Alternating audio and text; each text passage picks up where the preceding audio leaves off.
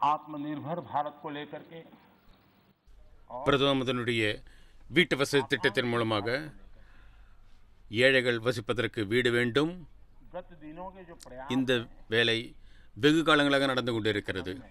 ஆனால் எந்த வேகம், எந்த விரிவாக்கம் आदरणीय सदस्यों का बहुत இப்பொழுது நடந்திருக்கிறதோ அதன் காரணமாக இன்று इस महत्वपूर्ण भाषण पर ஒவ்வொரு ஏழையினுடைய வீடும் अपनी टिप्पणी की।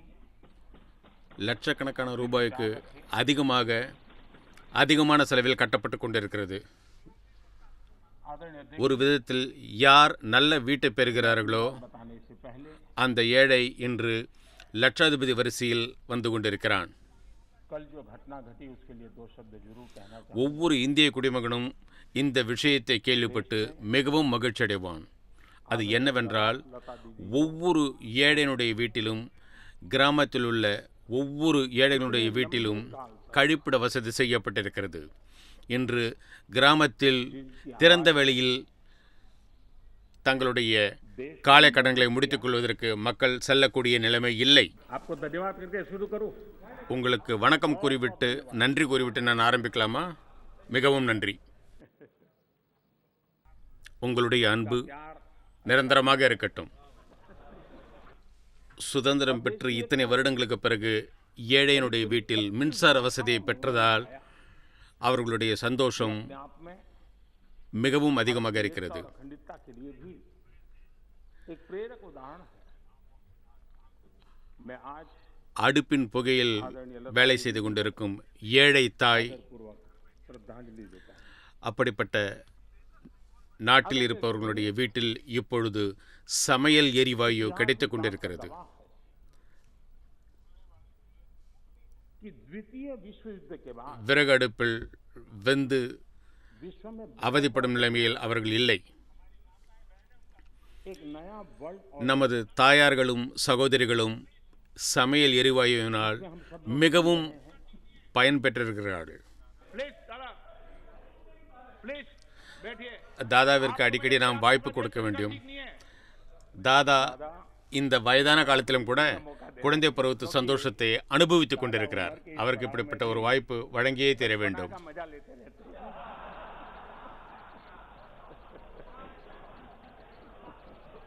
இன்று कि कोरोना ஏழைகளுக்கு வங்கியில் அவர்களுக்கென்று கணக்கு இருக்கிறது. विश्व एक नए वर्ल्ड ऑर्डर की तरफ இன்று வங்கிகளுக்கு செல்லாமலும் தன்னுடைய தொலைபேசியின் மூலமாக வங்கி கணக்கை அவர் உபயோகம் செய்ய முடியும்.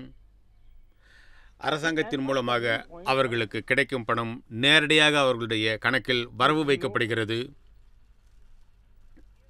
एक भारत के रूप இவை அனைத்தும் इस अवसर को गंवाना नहीं। நீங்கள் இந்த மண்ணின் மைந்தர்களாக இருந்தால், இந்த மண்ணோடு இணைந்திருந்தீர்கள் என்றால், மக்களோடு மக்களாக கலந்திருப்பீர்கள் என்றால், கண்டிப்பாக உங்களுடைய கண்ணுக்கு இந்த முன்னேற்றங்கள் அனைத்தும் நன்றாக தெரியும். एक लीडरशिप रोल के लिए ஆனால் துரதிர்ஷ்டவசமாக अपने आप को உங்களில் பலர் அப்படித்தான் இருக்கிறார்கள். करना चाहिए। और इस परिप्रेक्ष्य में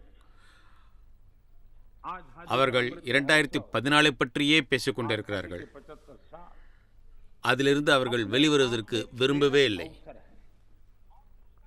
उस प्रेरक अवसर को அதனுடைய பலனை நீங்கள் அனுபவிக்க வேண்டியதாக இருக்கிறது. संकल्पों को लेकर के நீங்கள் உங்களை देश जब आजादी के 100 साल मनाए அப்படிப்பட்ட ஒரு மனோநிலையில் கட்டி போட்டு வைத்திருக்கிறீர்கள். पूरे நாட்டு மக்கள் உங்களை நன்றாக புரிந்து கொண்டிருக்கிறார்கள். சிலர் உங்களை ஏற்கனவே அறிந்திருக்கிறார்கள், சிலர் காலம் கடந்து உங்களை புரிந்து கொண்டிருக்கிறார்கள், சிலர் வருங்காலத்தில் உங்களை புரிந்து கொள்வார்கள். आदरणीय अध्यक्ष நீங்கள் இவ்வளவு நீண்ட உபதேசம் அளித்துக் கொண்டிருக்கிறீர்கள். देश में कई क्षेत्रों में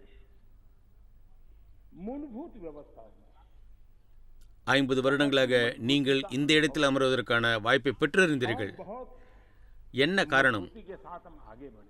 இதை நீங்கள் ஒரு பொழுதும் சிந்திக்கவில்லை. இப்பொழுது நீங்களே பாருங்கள். प्रधानमंत्री आवास योजना நாகாலாந்தில் உள்ள மக்கள் गरीबों को रहने के लिए घर, கடைசியாக ये कार्यक्रम 1998 உங்களுக்கு வாக்களித்தார்கள்.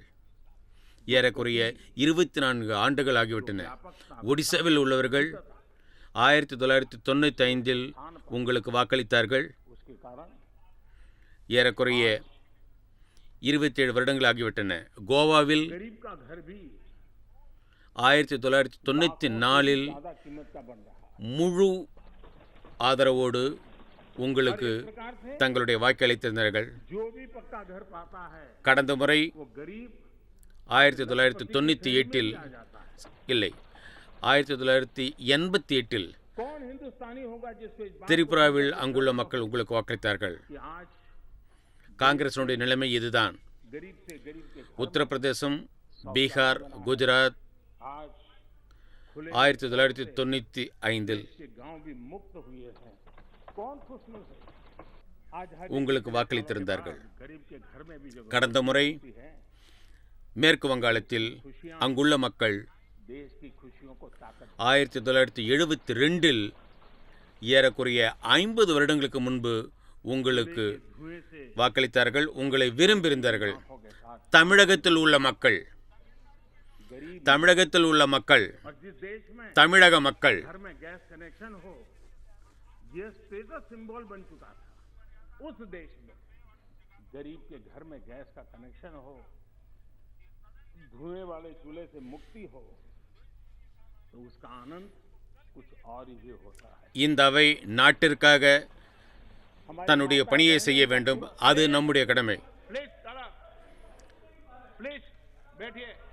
आपको मैंने पर्याप्त मौका दिया, तरीका ठीक नहीं है இந்த சமூகத்திற்கு சேவை செய்வதற்காக நாம் இந்த அவையில் கூடியிருக்கிறோம். क्योंकि दादा தலைவர் அவர்களே, पड़ाव में தமிழக மக்கள் बचपना का मजा लेते हैं। உங்களை 1962இல் ஏறக்குறைய बहुत सारे शेर 60 வருடங்களுக்கு முன்பு உங்களுக்கு வாய்ப்பளித்திருந்தார்கள். भी ले लो। தெலுங்கானாவை உருவாக்குவதனுடைய பெருமையை நீங்கள் எடுத்துக்கொள்கிறீர்கள். ஆனால் कर रहा हूं तब तुम தெலுங்கானா உருவான பிறகு அங்குள்ள மக்கள் உங்களை ஏற்றுக்கொள்ளவில்லை. जब दिन को रात कहें ஜார்க்கண்ட் तो तुरंत मान जाओ। தோற்றம் ஏற்பட்டது. ஜார்க்கண்ட் உருவானது. रात कहें तो 20 வருடங்கள் ஆகிவிட்டன. நீங்கள் பின்புறமாக அங்கு ஆட்சி அமைப்பதற்கு முயற்சி செய்து கொண்டிருக்கிறீர்கள். लेंगे। தலைவர் அவர்களே, கேள்வி जरूरत हुई தேர்தலினுடைய பலனை பற்றியில்ல, அவர்களுடைய நேர்மையை பற்றியும் நேர்மையான நடவடிக்கையை பற்றியும். जरूरत हुई இத்தனை வருடங்கள் கடந்த பிறகு கூட हकीकत को நாட்டு மக்கள் थोड़ा बहुत मरोड़ लेंगे। वो உங்களை எதற்காக ஒட்டுமொத்தமாக நிராகரித்திருக்கிறார்கள்? खुद की समझ पर बेइंतहा எப்பொழுது மக்கள் சரியான பாதையை தேர்ந்தெடுத்தார்களோ அதன் பிறகு உங்கள் பக்கம் திரும்பி கூட பார்க்கவில்லை. इन्हें இவ்வளவு நடந்த பிறகும் கூட सिखाओ। वो நாங்கள் ஒரு தேர்தலில் தோல்வியுற்றால் அதை பற்றி மாதக்கணக்காக என்ன கூறிக்கொண்டிருக்கிறார்கள். आजादी का ஆனால் அவர்கள் இந்த அளவிற்கு மிகப்பெரிய தோல்வியை தழுவிய பிறகு கூட आज देश आजादी का अमृत உங்களுடைய அகங்காரத்தை குறைக்கவில்லை. अमृत काल में प्रवेश कर रहा है। இந்த முறை அதிரஞ்சன் பல கவிதைகளை கூறியிருந்தார். जिन जिन लोगों ने योगदान किया அப்படிப்பட்ட ஒரு வாய்ப்பை நானும் எடுத்துக்கொள்கிறேன். या नहीं थे, इन எப்பொழுது அகங்காரத்தை பற்றி நான் கூறுகிறேனோ அப்பொழுது நான் இதையும் கூற வேண்டியதாக இருக்கிறது. யாராவது பகலை இரவு என்று சொன்னால் உடனடியாக ஏற்றுக்கொள்ளுங்கள். स्मरण करने का पुण्य स्मरण करने का अवसर है और उनके सपनों को याद பகலை இரவென்று கூறினால் ஏற்றுக்கொள்ளுங்கள். संकल्प இல்லை என்றால், आदरणीय ஏனென்றால் அவர்கள் பகலிலேயே தேட ஆரம்பித்து விடுவார்கள். हम सब தேவை ஏற்பட்டால் संस्कार से स्वभाव से தேவை ஏற்பட்டால் लोकतंत्र के प्रतिबद्ध लोग हैं और आज से नहीं सदियों से है। लेकिन ये भी सही है தேவை ஏற்பட்டால் அவர்கள் உண்மையை மாற்றி விடுவார்கள். आलोचना ये जीवंत लोकतंत्र का அவர்களுக்கு கண்ணாடியை காண்பிக்காதீர்கள். ஏனென்றால் अंध அவர்கள் கண்ணாடியையும் உடைத்து விடுவார்கள். अनादर है। सबका प्रयास, इस भावना से भारत ने जो कुछ हासिल किया है अच्छा होता उसे खुले मन से स्वीकार किया गया होता, उसका स्वागत किया जाता, மதிப்பிற்குரிய தலைவர் அவர்களே, गौरवगान करते சுதந்திர தினத்தினுடைய सालों में அமிர்த் மகோத்சவத்தை கொண்டாடி கொண்டிருக்கிறோம். சுதந்திரம் அடைந்து वैश्विक 75 ஆண்டுகள் ஆனதின் காரணமாக நாடு அமிர்த மகோத்சவத்தை கொண்டாடி கொண்டிருக்கிறது. நாடு ஒரு அமிர்த மகோத்சவத்தில் जिन्होंने தன்னை ஈடுபடுத்திக் கொண்டிருக்கிறது. भारत के अतीत के आधार पर ही भारत को समझने का சுதந்திரத்தை प्रयास किया। நினைவு கூறும் இந்த நேரத்தில் யார் யார் இதற்காக தங்களுடைய இன்னுயிரை இழந்தார்களோ, எந்த கட்சியைச் சேர்ந்தவர்கள், எந்த குழுவைச் சேர்ந்தவர்கள் இதில் தங்கள் இன்னுயிரை இழந்தார்களோ, शायद அவர்கள் நாட்டிற்காக தங்களுடைய இன்னுயிரை இழந்திருக்கிறார்கள். इतनी बड़ी लड़ाई அவர்கள் அனைவரையும் भारत நினைவு கூற வேண்டிய நேரம் இது. அவர்களுடைய கனவுகளை நாம் लेकिन எண்ணி பார்க்க வேண்டும். आज स्थिति क्या அதன் ஆதாரமாக நாம் சில உறுதிமொழிகளை எடுத்துக்கொள்ள வேண்டும். நாம் அனைவரும் दुनिया में सबसे प्रभावी பண்பாட்டு ரீதியாக, आज भारत शत கலாச்சார ரீதியாக इस लक्ष्य को ஒற்றுமையால் ஒன்றுபட்டவர்கள். ஆனால் ஆயிரக்கணக்கான ஆண்டுகளாக இந்த முறையை நாம் கடைபிடித்துக் கொண்டிருக்கிறோம். ஆனால் सेकंड डोज उसका पड़ाव भी पूरा कर लिया है। வாழ்க்கை மக்களாட்சி முறையினுடைய ஒரு அங்கம். ஆனால் குருட்டுத்தனமாக இதை எதிர்ப்பது அநாகரிகமானது. लेकिन उसे भी அனைவருடைய முயற்சி राजनीति के இந்த எண்ணத்தோடு उपयोग में लाएगा। இந்தியா எதை பெற்றிருக்கிறதோ அது நன்றாக இருக்கிறது. भारत जैसे आपको मैं प्लीज அதை நீங்கள் முழு மனதோடு ஏற்றுக்கொண்டால், முழு மனதாக வரவேற்றால் நீங்கள் நன்றாக அதை உணர முடியும். माननीय अध्यक्ष जी கடந்த 2 வருடங்களாக நூற்றாண்டுக்கு முன் வந்த மிகப்பெரிய माननीय अध्यक्ष जी தொற்று நோயை நாம் எதிர்கொண்டிருக்கிறோம். मैंने तो किसी का नाम नहीं दिया,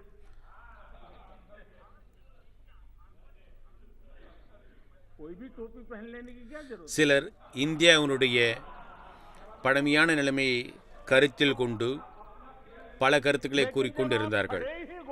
இந்தியா இவ்வளவு பெரிய நாடு, बोलना चाहता हूं இவ்வளவு அதிகமான மக்கள் தொகை கொண்ட நாடு, हो गए हैं ஒருவேளை அவர்கள் இந்த பெருந்தொற்றை எதிர்கொள்ள முடியாது, இந்த பெருந்தொற்றோடு அவர்களோடு போராட முடியாது, அவர்கள் இதில் தோற்று விடுவார்கள் என்று கருதி கொண்டிருந்தார்கள்.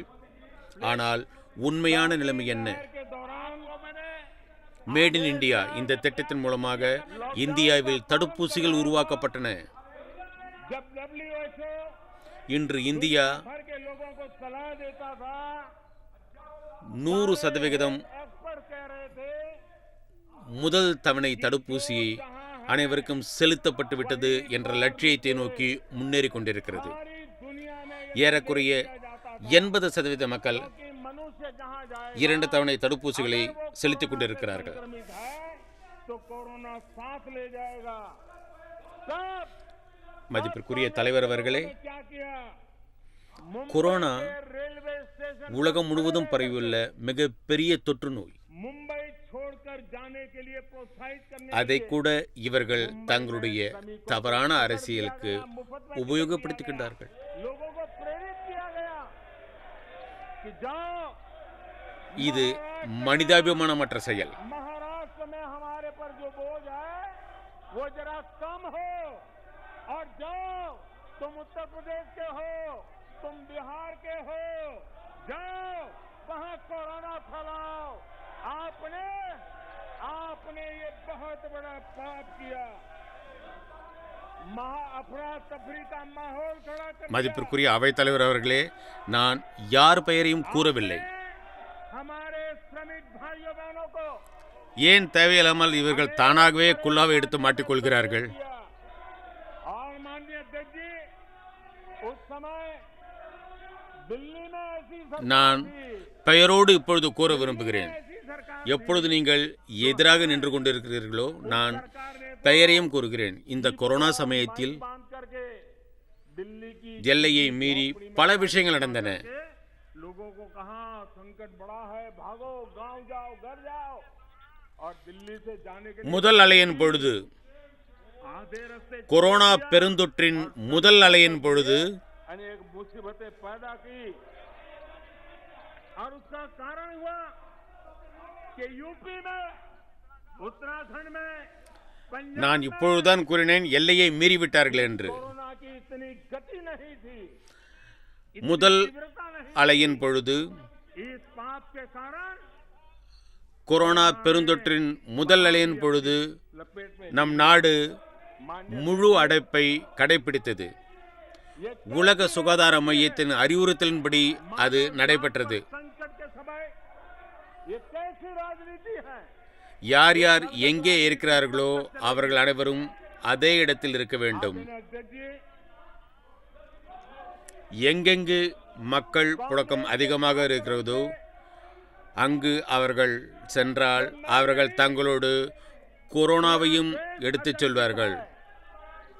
2 साल से देश எனவே பல மக்கள் साल के सबसे बड़े संकट से मुकाबला जूझ कर रहा है। மும்பையில் இருக்கும் ரயில்வே நிலையத்தில் लोगों ने जिस प्रकार का व्यवसाय மும்பையில் இருக்கும் மக்கள் தங்களுடைய இடத்திற்கு செல்ல வேண்டும் என்பதற்காக இலவசமாக அவர்களுக்கு பயணச்சீட்டு வழங்கப்பட்டது. देश के लोग आपके नहीं हैं। மகாராஷ்டிராவில் எங்கள் மீது எப்படிப்பட்ட சுமை இருந்ததோ அந்த சுமை குறைவில்லை. அதே நிலைமைதான் உத்தரப்பிரதேசத்திலும் பீகாரிலும்.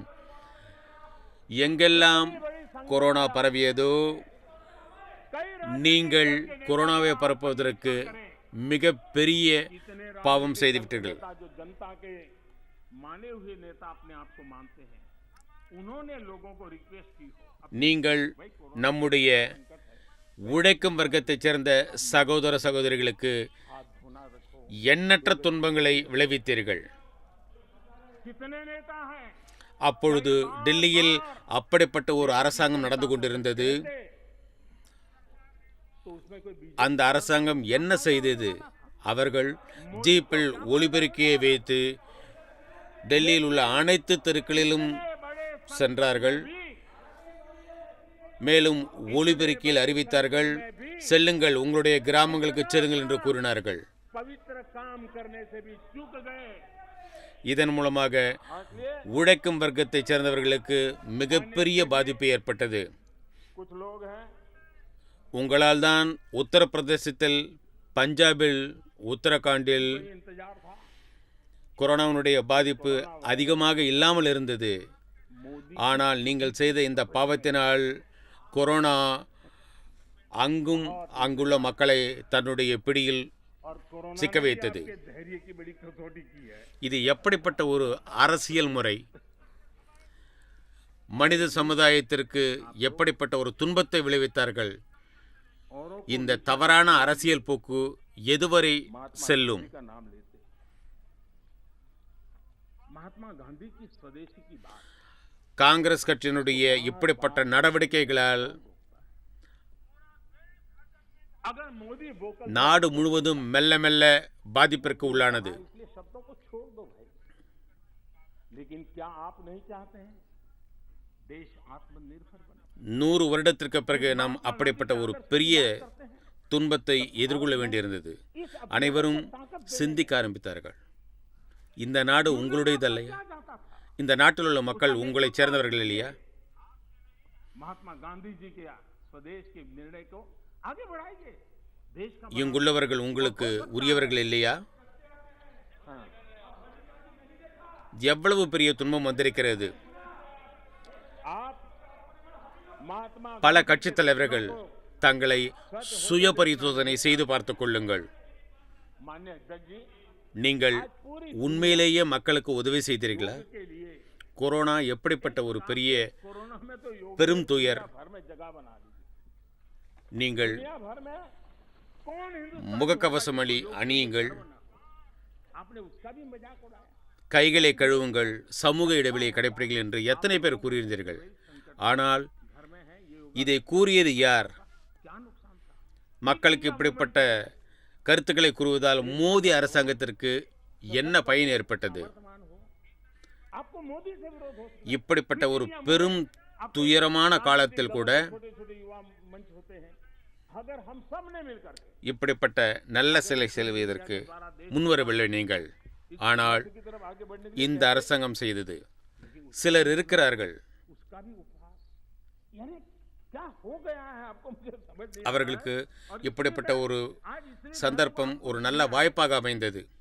कि आप कहाँ खड़े हैं और मैंने இந்த கொரோனா வைரஸ் மோடியினுடைய புகழை அழித்துவிடும் என்று கருதி கொண்டிருந்தார்கள். इतने राज्य कोई आपको घुसने नहीं दे रहा। கொரோனாவும் உங்களை இந்த நேரத்தில் பரீட்சித்து பார்த்தது. माननीय अध्यक्ष जी, ஆனால் ஒவ்வொரு நாளும் நீங்கள் மற்றவர்களை बहुत प्यार से कह रहा हूँ, மட்டம் தட்டுவதற்காக மகாத்மா காந்தியினுடைய பெயர் எடுத்துக்கொண்டீர்கள். மகாத்மா காந்தி கூறிய சுதேசி பொருட்களை பற்றிய விவரங்களை ये विचार आता है நீங்கள் பெரும்பாலும் கூறிக்கொண்டிருந்தீர்கள். उनके बयानों से, உள்நாட்டு பொருட்களை வாங்குவதற்கு, உள்நாட்டு பொருட்களை உற்பத்தி செய்வதற்கு காந்தி அவர்கள் கூறியிருந்தார்கள். எந்த மகாத்மா காந்தியினுடைய சித்தாந்தங்களை நீங்கள் பின்பற்றுகிறீர்கள் என்று கூறினீர்களோ அதை நீங்கள் பின்பற்றினீர்களா? हमें नहीं आना है। ஒன்று சேர்ந்து உழைப்பதில் உங்களுக்கு என்ன பிரச்சனை? कोई ऐसा नहीं करता जी। மகாத்மா காந்தி கூறிய சுயராஜ்யம், சுதேசி பொருள், இதை நீங்களும் கையிலிடுங்கள். ஆனால் எடுத்தீர்களா? फुलहार करेगी तो ऐसा नहीं करते और इसलिए நீங்கள் மகாத்மா காந்தியினுடைய கனவுகள் तैयारी कर ली है। நனவாகுவதை விரும்பவில்லை. இன்று உலகம் முழுவதும் யோகாவிற்காக माननीय अध्यक्ष जी, ஒரு விதத்தில் இந்த கொரோனா உலகம் முழுவதற்கும் யோகாவை பற்றிய ஒரு விழிப்புணர்வை ஏற்படுத்தியிருந்தது. कि कोरोना वैश्विक महामारी से இந்திய மக்கள் யோகாவில் தங்களை ஈடுபடுத்திக் கொண்டிருந்தார்கள். அதற்கும் நீங்கள் उसको निपटने के கேலி செய்தீர்கள். जो भी रणनीति बनाई उसको लेकर के डे वन நாட்டில் உள்ள இளைஞர்கள் क्या क्या ஆரோக்கியமாக இருக்க வேண்டும், வலிமையானவர்களாக இருக்க வேண்டும். बोला, आज वो खुद देखेंगे तो उनको நாம் அனைவரும் ஒன்று சேர்ந்து किसने बुलवा लिया। நாட்டினுடைய இளைஞர்களுடைய சக்தியை ஒரு நல்ல காரியத்திற்கு உபயோகப்படுத்த முயற்சி செய்தோம். दुनिया के और लोगों से बड़ी बड़ी कॉन्फ्रेंस करके உங்களுக்கு என்ன ஆயிற்று என்று எனக்கு புரியவில்லை. ताकि पूरे विश्व में भारत बदलाव। இன்று உங்களுக்கு இந்த அனைத்து விஷயங்களும் புரிய வந்திருக்கிறது. நீங்கள் எங்கே இருக்கிறீர்கள்? आर्थिक आयोजन को भारत कैसे चल रहा है। माय गॉड, क्या कुछ कहा गया, बड़े बड़े पंडितों ने क्या क्या कहा।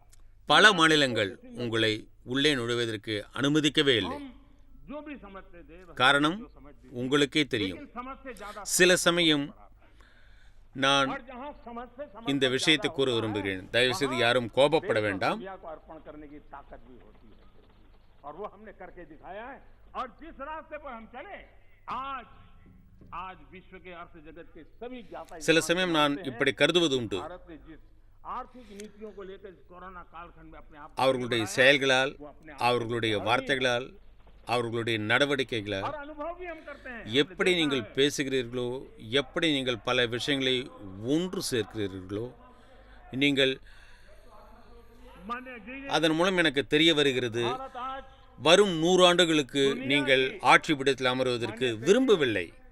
भारत आज दुनिया की ஒருவேளை அவர்களுக்கு சிறிதளவாவது அரசாட்சிக்கு வருவோம் என்ற நம்பிக்கை இருந்திருந்தால் सबसे तेजी से विकसित அவர்கள் இப்படி செய்திருக்க மாட்டார்கள். எனவே मान्य நீங்களே முடிவு செய்துவிட்டீர்கள், इसको 100 வருடங்கள் நீங்கள் ஆட்சி பீடத்தில் அமரப் போவதில்லை என்று. हमारे किसान நானும் முடிவு செய்து விட்டேன். रिकॉर्ड पैदावार की, நானும் முடிவு செய்து விட்டேன். रिकॉर्ड खरीदी की, दुनिया के இந்த அவை देशों में जहां खाने இதற்கு का संकट ஒரு சாட்சியாக இருக்கிறது. और आपको पता होगा 100 साल पहले जो आपदा आई கொரோனா பெருந்தொற்று காலத்தில் என்ன நிலைமை உருவானதோ कि बीमारी से அதை मरने वालों की जैसी तादाद है, वैसी भूख से मरने நிவர்த்திப்பதற்காக இந்தியா எந்த திட்டங்களை உருவாக்கியதோ इस देश ने அதை பற்றி முதல் நாளிலிருந்து யார் யார் என்னென்ன கூறினார்கள், मुफ्त राशन उपलब्ध कराया, அவர்கள் எப்படி இதை அழைத்திருந்தார்கள், எப்படி அறிவித்தார்கள், हमारा टोटल एक्सपोर्ट என்னென்ன விஷயங்களை கூறியிருந்தார்கள், हाईएस्ट रिकॉर्ड पर है। உலகத்தில் உள்ள பல நாடுகளோடு பேசிக் கொண்டிருக்கிறார்கள் என்றெல்லாம் கூறிக்கொண்டிருந்தார்கள். कृषि एक्सपोर्ट அவர்களுடைய விமர்சனங்கள் ஒரு புறம் இருக்கட்டும், पर पहुंचा है। सॉफ्टवेयर एक्सपोर्ट नई ऊंचाई तरफ இந்திய பொருளாதாரத்தை பற்றி என்னென்ன விவரங்கள் கூறியிருந்தார்கள், अभूतपूर्व वृद्धि हुई है। डिफेंस एक्सपोर्ट நாங்கள் ஆண்டவர் கொடுத்த அறிவின் மூலமாக எதை புரிந்து கொண்டோமோ அதை ஆதாரமாக கொண்டு நாங்கள் எங்கள் செயல் திட்டங்களை வகுத்தோம். அதற்கு ஏற்றாற்போல் पहचान बना रहा है। எங்களுடைய கடமைகளை ஆற்ற முடிவு செய்திருந்தோம். அதன் காரணமாக இன்று உலகத்தில் உள்ள அனைவரும் இதை புரிந்து கொண்டிருக்கிறார்கள். माननीय अध्यक्ष जी, இந்தியா சுயசார்புள்ள இந்தியா என்ற எண்ணத்தோடு இந்த கொரோனாவை எதிர்கொண்டது. இதை அனைவரும் அனுபவபூர்வமாக உணர்ந்திருக்கிறார்கள். நாங்களும் இதை கண்கூடாக கண்டிருக்கிறோம்.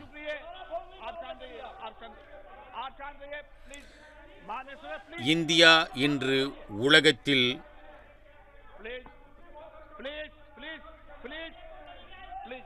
மிகப்பெரிய பொருளாதார வளர்ச்சி நாடுகளால் ஒன்று என்று கருதப்படுகிறது. பொருளாதார வளர்ச்சியில் முன்னேற்றம் அடைந்த நாடுகளில் ஒன்றாக கருதப்படுகிறது. இந்த கொரோனா சமயத்தில் கூட நம்முடைய விவசாயிகள் மிக பெரிய சாதனையை நிகழ்த்தி காண்பித்திருக்கிறார்கள். இந்தியா உலகம் முழுவதில் உள்ள பல நாடுகளில் உணவு பற்றாக்குறை ஏற்பட்டது. 100 வருடங்களுக்கு முன்பு என்ன ஒரு துன்பம் ஏற்பட்டதோ அப்பொழுது கூறினார்கள், நோயால் பாதிக்கப்பட்டவர்களுடைய எண்ணிக்கையை விட பசியாலும் பட்டினியாலும் பாதிக்கப்பட்டவர்களுடைய எண்ணிக்கை அதிகம் என்று கூறினார்கள். ஆனால் அதை கருத்தில் கொண்டு நமது அரசாங்கம் 80 கோடி மக்களுக்கு இலவச உணவுப் பொருட்கள் வழங்கியது. இன்று வரை அது நடந்து கொண்டிருக்கிறது. நம்முடைய ஒட்டுமொத்த ஏற்றுமதி இந்த வருடம் அதிகரித்திருக்கிறது. இது கொரோனா சமயத்தில் உருவானது. இது மிகப்பெரிய சாதனை. மற்றும் ஒன்று, மிக உயர்ந்த உன்னத நிலையை அடைந்திருக்கிறது. மொபைல் போன் ஏற்றுமதி, பாதுகாப்புத்துறை சம்பந்தப்பட்ட உபகரணங்களுடைய ஏற்றுமதி மிகவும் அதிகரித்திருக்கிறது. இன்று இந்தியா பாதுகாப்புத்துறை தளவாடங்களில் ஏற்றுமதி ஒரு புதிய சாதனையை உருவாக்கியிருக்கிறது.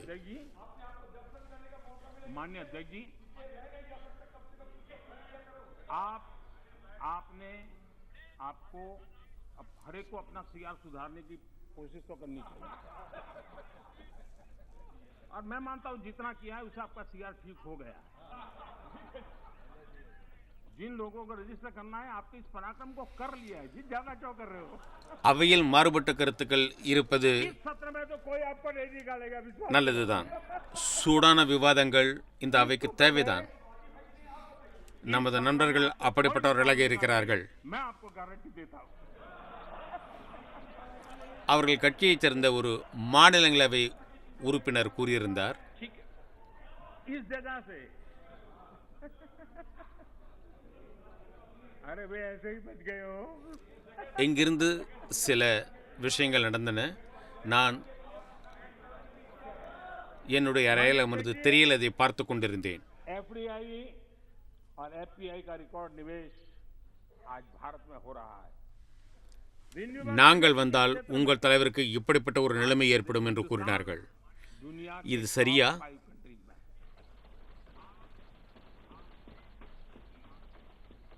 माननीय अध्यक्ष जी, ये सब इसलिए संभव हुआ है कि कोरोना काल में நீங்கள் इतना बड़ा संकट था, உங்களை சார்ந்தவர்களை சரி செய்ய வேண்டும். कर्तव्य को निभाते हुए इस संकट के काल में நீங்கள் எதை எதை பதிவு செய்ய வேண்டும் என்று விரும்பினீர்களோ அதை நீங்கள் பதிவு செய்து விட்டீர்கள். रिफॉर्म किए उसका परिणाम है कि आज हम इस तरीके से स्थिति पर आगे पहुंचे.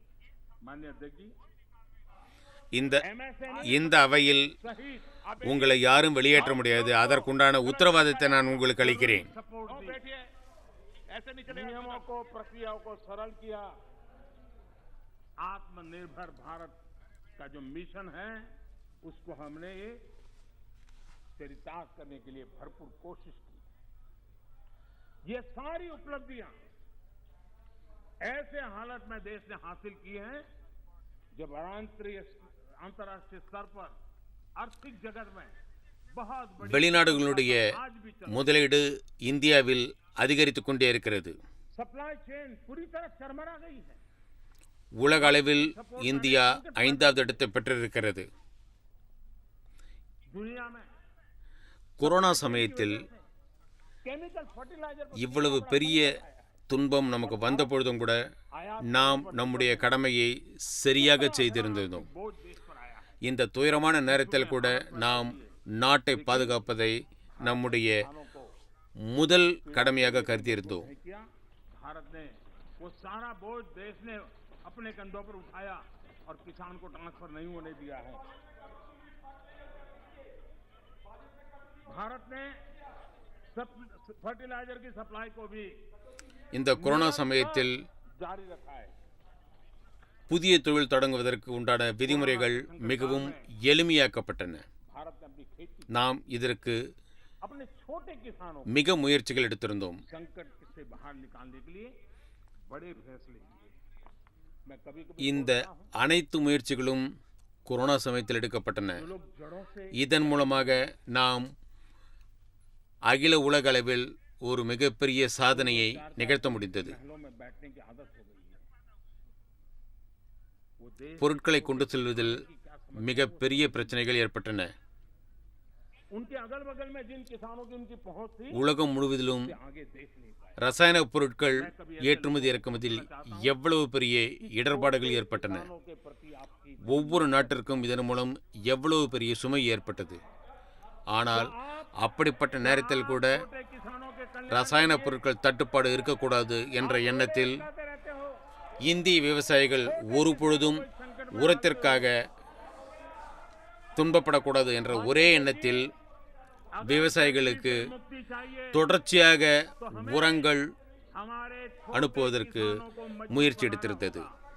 ग्रामीण கொரோனா சமயத்தில் मजबूत बनाना है तो हमारे இந்தியாவில் உள்ள விவசாயிகள் बनाना होगा. தங்களுடைய நிலத்தில் किसान मजबूत होता है. பல பிரச்சனைகளை எதிர்கொண்டார்கள். சிறு விவசாயிகளை இப்படிப்பட்ட துன்பங்களிலிருந்து आधुनिक करने का वो விடுபட வைக்க வேண்டும் என்ற எண்ணத்தோடு நமது அரசாங்கம் और उसकी ताकत आएगी. தன்னுடைய கடமையை செவ்வனே ஆற்றியது. ताकत मिलेगी और इसलिए आधुनिकता के लिए छोटे किसानों की तरफ ध्यान देने का 2 தலைமுறைகளாக 4 தலைமுறைகளாக யார் மிகப்பெரிய लोगों के मन में नफरत है.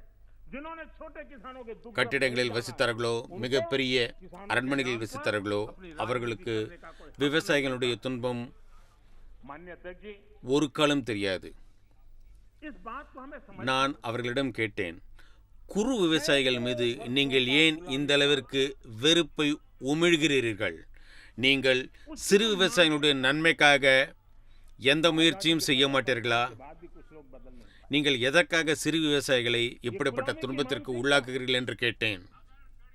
किसी भी राष्ट्र की प्रगति के लिए ஏழ்மையிலிருந்து விடுபட வேண்டுமென்றால் लेकिन माननीय நாம் நம்முடைய சிறு விவசாயிகளை ஊக்குவிக்க வேண்டும். एक ऐसा கிராம பொருளாதாரத்தை முன்னேற்றமடைய செய்ய வேண்டும். இதற்கு मानसिकता में जीता है. நமது கிராமங்களில் உள்ள சிறு விவசாயிகள் முன்னேற்றமடைந்தால் அந்த கிராமமே முன்னேற்றமடையும். उस सोच उनसे எப்பொழுது கிராமம் முன்னேற்றமடைகிறதோ 20वीं அப்பொழுது நாட்டினுடைய முன்னேற்றமும் ஏற்படும். कानून उसको कानून எனவே माननीय अध्यक्ष जी, गुलामी की புதுமையான முன்னேற்றங்களை நாம் அடைய வேண்டுமென்றால் அதற்கு சிறு விவசாயிகளுடைய துன்பத்தை புரிந்து கொண்டு அவர்களுக்கு நாம் உதவிகள் செய்ய வேண்டும். हमें बदलाव बहुत जरूरी है. மதிப்பிற்குரிய தலைவர் அவர்களே, நாம் இந்த விஷயத்தை புரிந்து கொள்ள வேண்டும். उसका परिणाम क्या है? फ्रेट कॉरिडोर நூற்றுக்கணக்கான इतने मनोमंथन के बाद ஆண்டுகளாக के बाद அடிமைப்பட்டிருந்த நாம் 2006 में प्लानिंग சுதந்திரம் பெற்ற பிறகு கூட பலருக்கு 2006 से 2014 அப்படிப்பட்ட ஒரு இடமே இன்றும் இருக்கிறது. 2014 के बाद उसकी तेजी आई।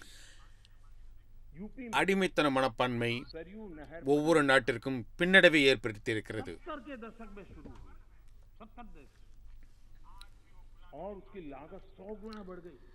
ஒரு குறிப்பிட்ட பகுதியினர் இன்றும் அடிமைத்தனத்திலிருந்து விடுபடுவதற்கு விரும்பவில்லை. ये कैसी कैसी कैसी सोच है, क्या तरीके हैं? 1947க்கு முன்னால் என்ன மனப்பான்மை இருந்ததோ அதேதான் அவர்களுடைய மனதில் இருக்கிறது. 20ஆம் நூற்றாண்டில் என்ன சட்டங்கள் இருந்தனவோ அந்த சட்டங்களைத்தான் அவர்கள் மதிக்கிறார்கள். इतने कम அந்த சட்டங்கள் இந்த 21ஆம் நூற்றாண்டிற்குண்டான வாழ்க்கை முறைக்கு ஒத்து வராது. अगर 21ஆம் நூற்றாண்டிற்கு ஏற்றாற்போல் நாம் நம்முடைய சட்டத்திட்டங்களை கொள்கைகளை வகுத்துக் கொள்ள வேண்டும். हमको वो ऑल वेदर सड़कों में परिवर्तित कर सकते थे, जोड़ सकते थे, எந்த மாற்றத்தை ஏற்றுக்கொள்வதற்கு நாம் தயாராக இல்லையோ அதனால் என்ன பலன் ஏற்பட்டது? हमारा ही देश था कि हमने वाटरवे को नकार दिया। 2006இல் ஒரு திட்டம் உருவாக்கப்பட்டது. पुराने अप्रोच से 2006லிருந்து 2010 வரை அந்த திட்டத்திற்குண்டான காலம். ஆனால் அந்த திட்டத்திற்கு வேகம் 2014 தான் கிடைத்தது. मान्य உத்தரப்பிரதேசத்தில் சரையு நதி திட்டம் मान्य अध्यक्ष जी, எப்பொழுது ஆரம்பிக்கப்பட்டது? ये लोग ऐसे हैं जो जमीन அதனுடைய ये है उसके कारण செலவு எவ்வளவு ஏற்பட்டது? की मूवमेंट ஆனால் நாம் ஆட்சிக்கு வந்த பிறகு உடனடியாக அந்த திட்டம் நிறைவேற்றப்பட்டது. मुलाकात आएगा उसी के इंतजार में जो रहते हैं। உத்தரப்பிரதேசத்தினுடைய அர்ஜுன் அணைக்கட்டு திட்டம் आपके लिए 2009இல் அது உருவாக்கப்பட்டது. हमारे लिए 2017 வரை அது முடிவு பெறவில்லை. ஆனால் நாங்கள் குறைந்த காலத்தில் அந்த திட்டத்தை நிறைவேற்றிவிட்டோம். के लिए जी जान से जुटे हुए लोग आज उसी का परिणाम है प्रधानमंत्री ज्योति शक्ति मास्टर प्लान। एक होलिस्टिक अप्रोच, टुकड़ों में नहीं, एक आधा काम वहां காங்கிரஸ் எந்த திட்டத்தை செய்ய வேண்டுமோ அந்த திட்டத்தை செய்யவில்லை. वो ठीक होता है, फिर पानी वाला आकर के खुदाई करता है, तो सारी समस्याओं से தண்ணீருக்குண்டான हमने डिस्ट्रिक्ट लेवल வழிமுறைகள் அவர்கள் உருவாக்கவில்லை. ஆனால் நம்முடைய அரசாங்கம் தண்ணீருக்கு முக்கியத்துவம் அளித்தது. देश की विशेषता को देखते हुए मल्टी मॉडल ट्रांसपोर्ट सिस्टम उस पर हम बड़ा जोर दे रहे हैं और कनेक्टिविटी पर इसके का आधार पर हम जोर दे रहे हैं। आजादी के बाद सबसे இவர்கள் तेज गति से ग्रामीण सड़कें कहीं बन रही நம்முடைய हैं, तो इस 5 साल के काम மண்ணின் மைந்தர்களாக இல்லை. नेशनल हाईवे बन रहे हैं, रेलवे लाइनों எப்பொழுது का அடுத்த विद्युतीकरण சந்திப்பு हो रहा है। இருக்கும் என்ற எண்ணத்தில் தான் இவர்கள் வேலை செய்து கொண்டிருந்தார்கள். नए एयरपोर्ट्स, हेलीपोर्ट्स और वाटर ड्रॉम உங்களுக்கு கோப்புகளை சரிபார்க்கவே நேரம் சரியாக இருந்தது. ஆனால் நாங்கள் 130 கோடி மக்களை எங்களுடைய கருத்தில் கொண்டிருந்தோம். அவர்களுக்காக பாடுபட்டோம். ये सारे இன்று जो रोज அதனுடைய பலனை நீங்கள் அனுபவித்துக் கொண்டிருக்கிறீர்கள். रोजगार इन्हीं कामों से मिलता है। आधुनिक इंफ्रास्ट्रक्चर आज இன்று நாம் பிரதம மந்திரி ஜீவன் சக்தி திட்டத்தை உருவாக்கியிருக்கிறோம். அதன் மூலமாக அனைத்து திட்டங்களும் சரியானபடி சரியான நேரத்தில் ஒரே சமயத்தில் நடந்து கொண்டிருக்கின்றன. जितनी ज्यादा अर्थव्यवस्था ग्रो करेगी उतने ही रोजगार के अवसर पैदा होंगे और इसी लक्ष्य को लेकर के நம்முடைய நாட்டின் நிலைமையை ஆதாரமாக கொண்டு நாம் பலவிதமான போக்குவரத்து வசதிகளை हमारा आत्मनिर्भर உருவாக்கியிருக்கிறோம். मैन्युफैक्चरिंग हो या सभी சுதந்திரத்திற்கு பிறகு கிராமப்புறங்களில் உள்ள சாலை வசதிகள் கடந்த 5 வருடங்களில் எந்த அளவிற்கு முன்னேற்றமடைந்தனவோ, अभियान के மின்சார வசதி, ग्लोबल वैल्यू चेन के हिस्से बन रहे हैं। ये अपने आप ரயில்வே மின்மயமாக்கப்படுதல், में निशानी है। விமானதளம் இவை அனைத்தும் கடந்த 5 வருடங்களில் எவ்வளவு முன்னேற்றமடைந்ததோ அப்படிப்பட்ட ஒரு முன்னேற்றம் இதற்கு முன்பு எந்த ஆட்சியிலும் நடக்கவில்லை.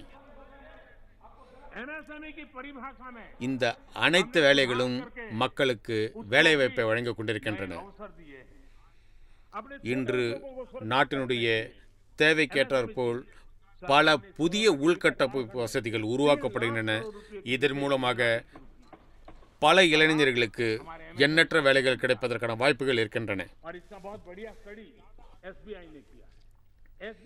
எந்த அளவிற்கு பொருளாதார முன்னேற்றத்திற்காக நாம் பாடுபடுகிறோமோ அந்த அளவிற்கு நமக்கு வேலை வாய்ப்புகள் உருவாகும்.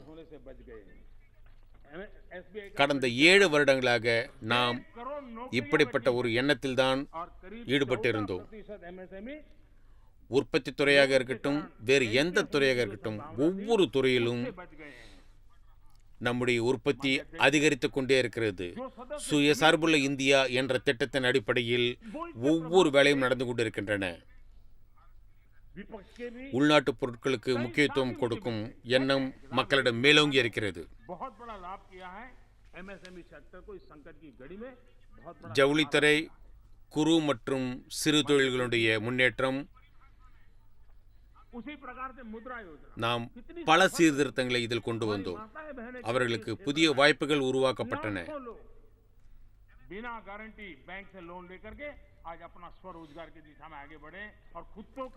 ஏறக்குறைய இந்த கொரோனா சமயத்தில் அந்த துறைக்கு 3 லட்சம் கோடி ரூபாய்கள் ஒதுக்கப்பட்டன. स्ट्रीट वेंडर्स और बैंक के अंदर से लोन मिल रहा है और हमारा स्ट्रीट वेंडर डिजिटल ट्रांजैक्शन कर रहा है और करोड़ों श्रमिकों को लाभ मिल रहा है. 3.5 லட்சம் சிறு மற்றும் குறு தொழில்கள் நலிவடைவதிலிருந்து மீட்கப்பட்டன. आत्मनिर्भर भारत रोजगार योजना के तहत हजारों लाभार्थियों के खाते में हमने सीधे पैसे ट्रांसफर किए. எந்த மக்கள், எந்த தலைவர்கள் மக்களோட மக்களாக கலந்திருக்கிறார்களோ அவர்கள் இதை கண்டிப்பாக உணர்ந்திருக்க முடியும். PM गति शक्ति नेशनल प्लान मास्टर प्लान ये हमारे लॉजिस्टिक कॉस्ट को बहुत कम करेगा. उसके कारण देश में भी माल सस्ते में पहुंच पाएगा और एक्सपोर्ट करने वाले मुद्रा योजना நமது சகோதரிகளும் தாய்மார்களும் எந்த அளவிற்கு இதில் பயன்பெற்றார்கள். லட்சக்கணக்கான மக்கள் எந்த விதமான உத்தரவாதமும் இல்லாமல் வங்கிகளிலிருந்து கடன் பெற முடியும்.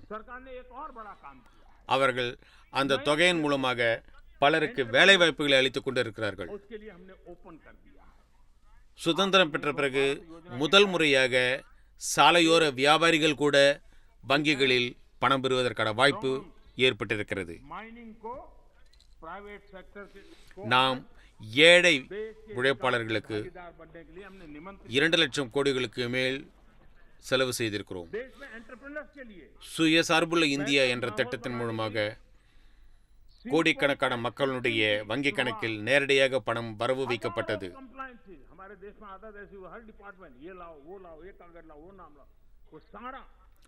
தொழில் துறைக்கு முக்கியத்துவம் கொடுப்பது நமது அரசாங்கத்தின் முக்கியமான கடமையாக இருந்தது.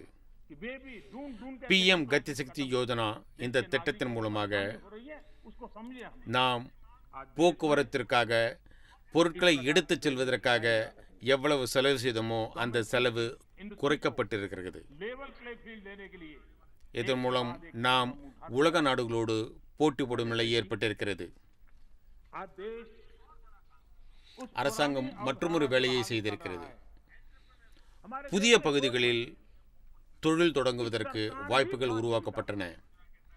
சுயசார்புள்ள இந்தியா என்ற திட்டத்தின் மூலமாக பாதுகாப்புத்துறை, ட்ரோன், சுரங்கத்துறை, தனியார் துறைகள் போன்றவற்றிற்கு நாட்டினுடைய வளர்ச்சிக்கு பங்களிப்பதற்காக அவர்களை நாம் அழைத்திருந்தோம். நாட்டில் தொழில்துறைக்கு மிகப்பெரிய சூழ்நிலை உருவாக்குவதற்கு நாம் வாய்ப்பளித்தோம். ஒவ்வொரு துறையிலும் அவர்கள் ஒப்புதல் பெறுவதற்கு பல பிரச்சனைகளை சந்திக்க வேண்டியிருந்தது. ஆனால் இன்று நான் மாநிலங்களை கூட கேட்டுக்கொள்கிறேன், அவர்கள் நாட்டு மக்களுக்கு ஏற்படும் இப்படிப்பட்ட காலதாமதத்தை குறைப்பதற்கு முயற்சி செய்ய வேண்டும். 2014 के पहले 500 स्टार्टअप इस 7 साल में உள்நாட்டு தொழில்களுக்கு முக்கியத்துவம் கொடுப்பதற்கு ஆரம்பித்திருக்கிறோம். இன்று நாடு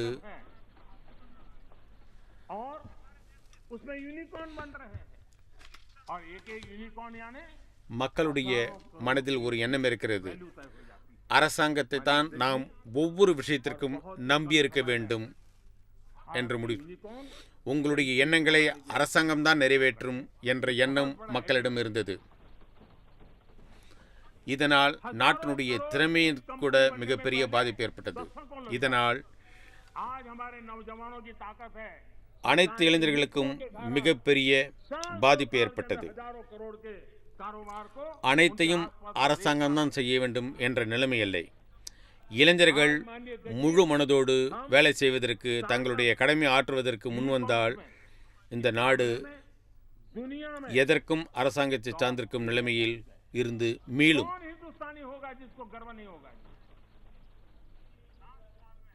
கடந்த 7 வருடங்களில் 2014க்கு முன்பு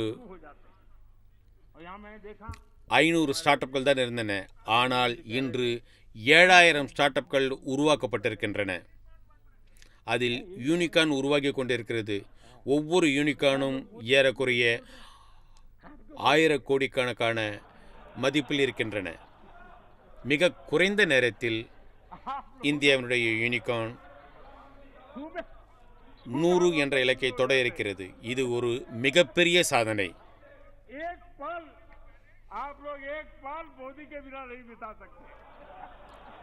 இன்று நம்முடைய இளைஞர்களுடைய வலிமை அரசாங்கத்தினுடைய கொள்கையின் மூலமாக 1000 கோடி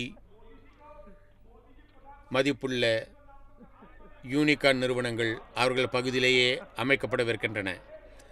இதன் மூலமாக பல ஸ்டார்ட் அப்கள் யூனிகார்னிற்கு உதவி புரியும்.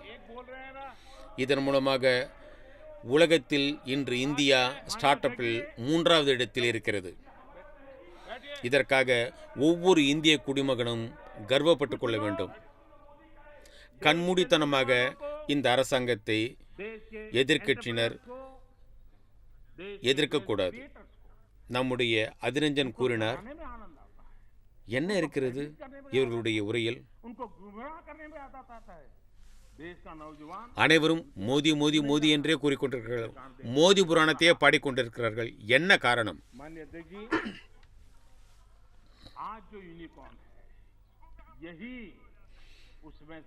பொழுது விடிந்ததுமே ஆரம்பித்து விடுகிறது. மோதி மோதி மோதி.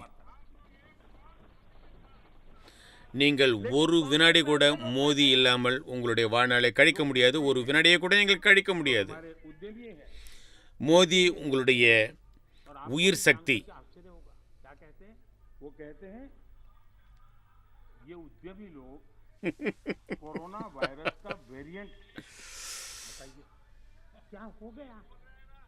हमारे देश के उद्यमी एक कोरोना वायरस के वेरिएंट है क्या? हम क्या बोल रहे हैं? किसके लिए बोल रहे हैं? कोई जरा आपके अंदर बैठे तो जरा बोलो तो सही, क्या हो रहा है? पार्टी का नुकसान, சிலர் कांग्रेस पार्टी का नुकसान. நாட்டினுடைய இளைஞர்களுக்கு, நாட்டில் புதிய தொழில் தொடங்குபவர்களுக்கு அவர்களை அச்சுறுவதில் அவர்களுக்கு மகிழ்ச்சி ஏற்பட்டது. அவர்களை தவறான பாதைக்கு கொண்டு செல்வதற்கு அவர்கள் விருப்பப்பட்டார்கள். ஆனால் இளைஞர்கள் அதை கேட்கவில்லை. இதன் காரணமாக இன்று இந்தியா முன்னேறி கொண்டிருக்கிறது. நம்முடைய தேசம் முன்னேறி கொண்டிருக்கிறது.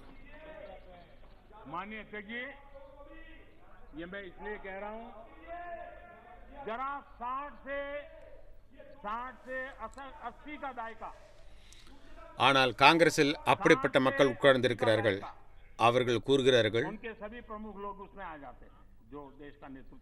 உங்களுக்கு இதை கேட்டால் ஆச்சரியப்படுவீர்கள்.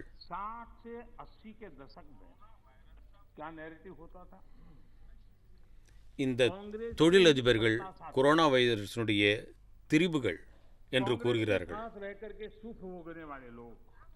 நம்முடைய நாட்டு உற்பத்தியாளர்கள் கொரோனாவினுடைய மறு உருவங்களா? என்ன நடந்து கொண்டிருக்கிறது? இதனால் யாருக்கு பாதிப்பு? காங்கிரஸ் கட்சியினருக்கு தான் பாதிப்பு ஏற்பட்டுக் கொண்டிருக்கிறது.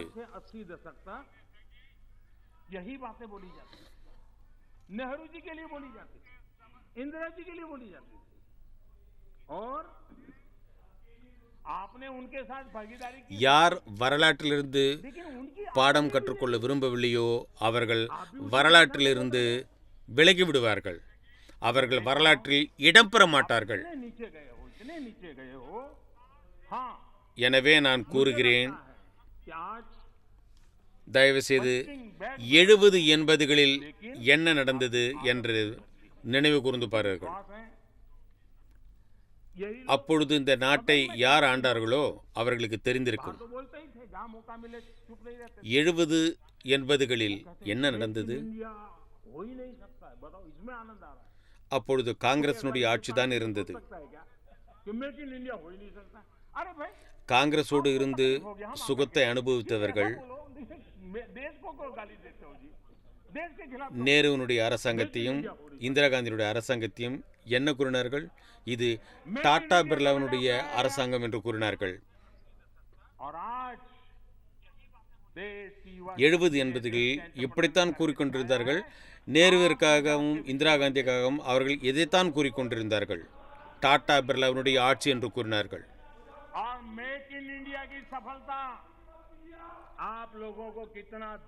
நீங்களும் அதே மொழியில் தான் பேசிக் கொண்டிருக்கிறீர்கள். நான் பார்த்து கொண்டிருக்கிறேன்.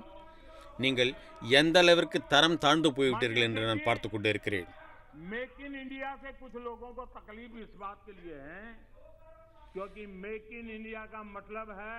இன்று உலகம் மாறிவிட்டது, ஆனால் உங்களுடைய பழக்க வழக்கங்கள் மாறவில்லை, உங்களுடைய எண்ணங்கள் மாறவில்லை. இதை நீங்கள் எப்படி அவையில் கூற முடியும்? மேக் இன் இந்தியா ஒரு காலம் முடியாது என்று கூறினீர்கள். இந்தியாவால் முடியாத காரியம் என்று ஒன்று இருக்கிறதா?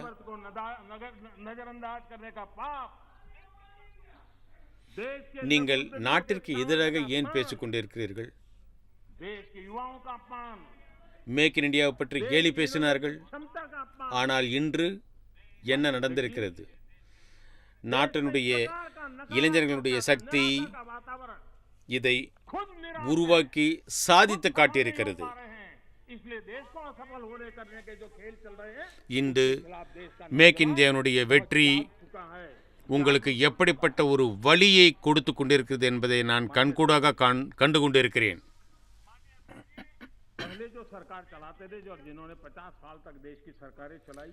மேக் இன் இந்தியாவால் சிலருக்கு துன்பம் ஏற்பட்டிருக்கிறது.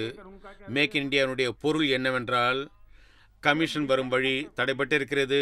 மேக் இன் இந்தியாவினுடைய அர்த்தம் என்ன? லஞ்ச லாவண்யங்களுடைய வழி தடைபட்டிருக்கிறது. மேக் இன் இந்தியாவினுடைய பொருள் என்ன? இடைத்தரகர்கள் உருவாக மாட்டார்கள். எனவேதான் அவர்கள் மேக் இன் இந்தியா திட்டத்தை எதிர்க்கிறார்கள்.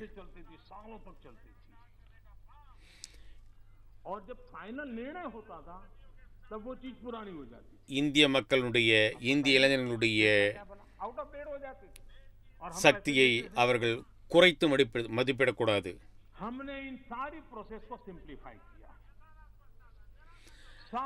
இப்படிப்பட்ட ஒரு எதிர்மறையான எண்ணங்களை அவர்கள் உருவாக்கியிருந்தார்கள். நாட்டினுடைய வெற்றியை தடுப்பதற்காக என்னென்ன முயற்சிகள் எடுத்தார்களோ அந்த முயற்சிகளை இன்றைய இளைஞர்கள் நன்றாக புரிந்து கொண்டார்கள், அறிந்து கொண்டார்கள், தெரிந்து கொண்டார்கள். இதற்கு முன்பு யார் ஆட்சி செய்தார்களோ, ஏறக்குறைய 50 வருடங்களாக எந்த கட்சி ஆட்சி செய்து கொண்டிருந்ததோ அவர்கள் மேக் இன் இந்தியா இதை பற்றி அவர்கள் கூறினார்கள். அவர்கள் இன்று நாம் பாதுகாப்பு துறையில் அதை அமல்படுத்தியிருக்கிறோம். ஆனால் அவர்கள் ஆட்சியில் பாதுகாப்பு துறைக்கு உண்டான அனைத்து உதிரி பாகங்களும் வெளிநாடுகளிலிருந்து வரவழைக்கப்பட்டன. வருடக்கணக்காக இதற்குண்டான வாத விவாதம் நடந்தது. எப்பொழுது அதற்கு முழு வடிவம் கிடைத்ததோ அப்பொழுது அது பழமையானது விட்டது. ஆனால் நாம் என்ன செய்கிறோம்? நாம் இந்த அனைத்து விதிமுறைகளையும் எளிமையாக்கிவிட்டோம்.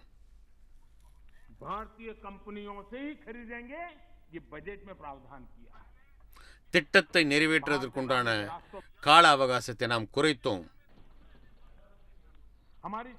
இதற்கு முன்பு பாதுகாப்புக்கான உதிரி பாகங்களை நாம் வெளிநாடுகளிலிருந்து வரவழைத்தோம். और मुझे विश्वास है வெளிநாடுகளிலிருந்து வரும் பொருட்கள் மீது நாம் எந்த அளவிற்கு அவை பாதுகாப்பானதாக இருக்கும் என்று நம்பிக்கை கொள்ள முடியும். अच्छे अच्छों को खरीद लेती மற்றவர்களை சார்ந்திருப்பது ஒரு நாட்டினுடைய பாதுகாப்பை உறுதிப்படுத்தாது. और इसलिए நம்மிடம் ஒரு ஒட்டுமொத்தமான அமைப்பு இருக்க வேண்டும். பாதுகாப்பு துறையில் और उनका गुस्सा प्रकट भी होता रहता है. தேசிய சேவைக்கு இது மிகப்பெரிய ஒரு சேவை என்று உணர வேண்டும். நாம் உங்களோடு தோளோடு தோள் கொடுத்து உழைப்பதற்கு தயாராக இருக்கிறோம். இளைஞர்களே, विपक्ष के हमारे நீங்கள் कुछ साथियों ने यहाँ முயற்சி செய்யுங்கள். महंगाई का मुद्दा भी उठाया. பாதுகாப்புத்துறைக்கான அனைத்து உதிரி பாகங்களும் இந்தியாவிலேயே தயாரிக்கப்படும். இந்தியாவில் உள்ள தொழிற்சாலைகளிலிருந்தே அவை கொள்முதல் செய்யப்படும். तब भी होती நம்முடைய சேனைகளுக்கு என்ன தேவையோ यूपीए की அவை பூர்த்தி செய்த பிறகு நாம் பாதுகாப்புத்துறை சம்பந்தப்பட்ட தளவாடங்களை வெளிநாடுகளுக்கு ஏற்றுமதி செய்வதற்கும் தயாரான நிலையில் இருக்கிறோம். பாதுகாப்புத்துறையில் என்ன உறுதித்தன்மை இருக்கிறதோ कांग्रेस सरकार के आखिरी 5 सालों में அதே எண்ணம் மற்ற துறைகளிலும் ஏற்பட வேண்டும். कार्यकाल में இப்படிப்பட்ட ஒரு देश சவாலுக்கு மோடி அரசாங்கம் துணையாக இருந்தது. महंगाई की मार झेलनी पड़ी थी. எனவே மோடி அரசாங்கத்தின் மீது கோபம் கொள்வது நியாயமானது. அவர்கள் அந்த கோபத்தை அடிக்கடி வெளிப்படுத்திக் கொண்டிருக்கிறார்கள். எதிர்க்கட்சியை சேர்ந்த खुद मानने लगी நமது நண்பர்கள் விலைவாசி ஏற்றத்தை பற்றி கூறிக்கொண்டிருந்தார்கள். के नियंत्रण से बाहर है. இந்த எண்ணம் 2011 में உங்களுக்கு விலைவாசி ஏற்றத்தை பற்றி எண்ணம் எப்பொழுது காங்கிரஸ் தலைமையில் இந்த நாடு ஆளப்பட்டதோ அப்பொழுது நீங்கள் இந்த எண்ணத்தை கொண்டிருந்திருக்க வேண்டும். के लिए किसी ஆனால் அப்பொழுது நீங்கள் மறந்துவிட்டீர்கள். की उम्मीद न நான் உங்களுக்கு அதை ஞாபகப்படுத்த விரும்புகிறேன். और संवेदनशीलता காங்கிரஸ் கட்சியினுடைய கடைசி 5 வருட ஆட்சியில் चिदम्बरम जी ஏறக்குறைய அவர்களுடைய जो कि इन दिनों इकोनॉमी पर अखबारों அரசாங்கம் நடந்த அனைத்து வருடங்களிலும் நாட்டினுடைய सरकार விலைவாசி ஏற்றம் 2 இலக்கங்களில் இருந்தது. ஆனால் நாம் வந்த பிறகு क्या कह रहे थे आपके वो कहते थे 2012 மாறிவிட்டது. காங்கிரசினுடைய கொள்கைகள் அப்படி இருந்தது. 15 रुपये की पानी की बोतल और அரசாங்கம் காங்கிரஸ் அரசாங்கம் வெளிப்படையாக அறிவித்தது விலைவாசி ஏற்றம் குறைப்பது அவர்களுடைய கையில் இல்லை என்று கூறியது. ये आपके नेताओं அப்பொழுதுள்ள நிதியமைச்சர் यानी महंगाई के प्रति வெட்கப்படாமல் கூறினார், संवेदनशील रवैया था. ये चिंता का कारण है. விலைவாசியை குறைப்பதற்கு माननीय अध्यक्ष, அலாவுதீன் பூதம் போன்ற महंगाई விஷயங்களை எதிர்பார்க்காதீர்கள். के सामान्य நம்முடைய சிதம்பரம் கூறினார், सीधा जुड़ा हुआ मुद्दा. இன்று பொருளாதாரம் பற்றி பல கட்டுரைகளை எழுதி கொண்டிருக்கிறார். அவர் கூறினார், दिन से விலைவாசி ஏற்றம் सतर्क और संवेदनशील रहकर விலைவாசியை குறைப்பது நமது கையில் இல்லை என்று கூறினார். करने का प्रयास किया है. और इसलिए हमारी सरकार 2012 அவர் கூறினார், नियंत्रण को மக்கள் अपनी 15 ரூபாய் கொடுத்து குடித்தண்ணீர் பாட்டிலையும் 20 ரூபாய் கொடுத்து ஐஸ்கிரீம் சாப்பிடுகிறார்கள். ஆனால் கோதுமையினுடைய விலை 1 ரூபாய் ஏற்றப்பட்டால் அவர்கள் இவ்வளவு கொதித்து விடுகிறார்கள். हमने प्रयास எப்படிப்பட்ட எண்ணம் ப. சிதம்பரத்திற்கு விலைவாசி ஏற்றத்தை பற்றி இருக்கிறது என்பதற்கு இது ஒரு உதாரணம். आसमान न छुए सामान्य मानवी के लिए விலைவாசி ஏற்றம் सामान्य मानवी के लिए நாட்டு மக்களோடு நேரடியாக தொடர்புள்ள ஒரு விஷயம். अरे आपके काम की बात है, मजा लो रहा है. ஆனால் நம்முடைய அரசாங்கம் थोड़ा भी आगे जाऊंगा तो आपके काम आएगा. பதவியேற்ற முதல் நாளிலிருந்து இந்த விலைவாசி ஏற்றத்தை மிக திறமையாக கையாள முடிவு செய்தது. महंगाई और जरूरी चीजों की कीमत आसमान விலைவாசி குறைப்பதை நம்முடைய सामान्य मानवी के लिए முக்கிய குறிக்கோளாக இது கொண்டிருந்தது.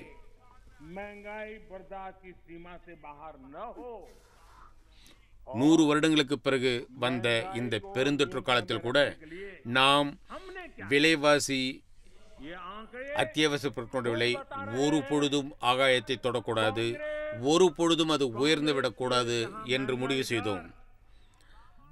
சாதாரண குடிமக்கள் கூட, 10% ஏழை எளியவர்கள் கூட वहीं 2014 से 2020 के அனைத்து பொருட்களையும் வாங்க வேண்டும் என்று முடிவு செய்தோம். 2020 तक महंगाई 5% से விலைவாசி ஏற்றமும் அத்தியாவசிய பொருட்களுடைய விலையும் ஒரு பொழுதும் உயர்ந்து விடக்கூடாது. के बावजूद குறிப்பாக ஏழை எளியவர்கள் இதனால் பாதிக்கப்படக்கூடாது என்று முடிவு செய்தோம். अपनी मजा होने वाली है जरा इंतजार விலைவாசி ஏற்றத்தை கட்டுக்குள் வைப்பதற்கு நாம் என்ன செய்தோம்?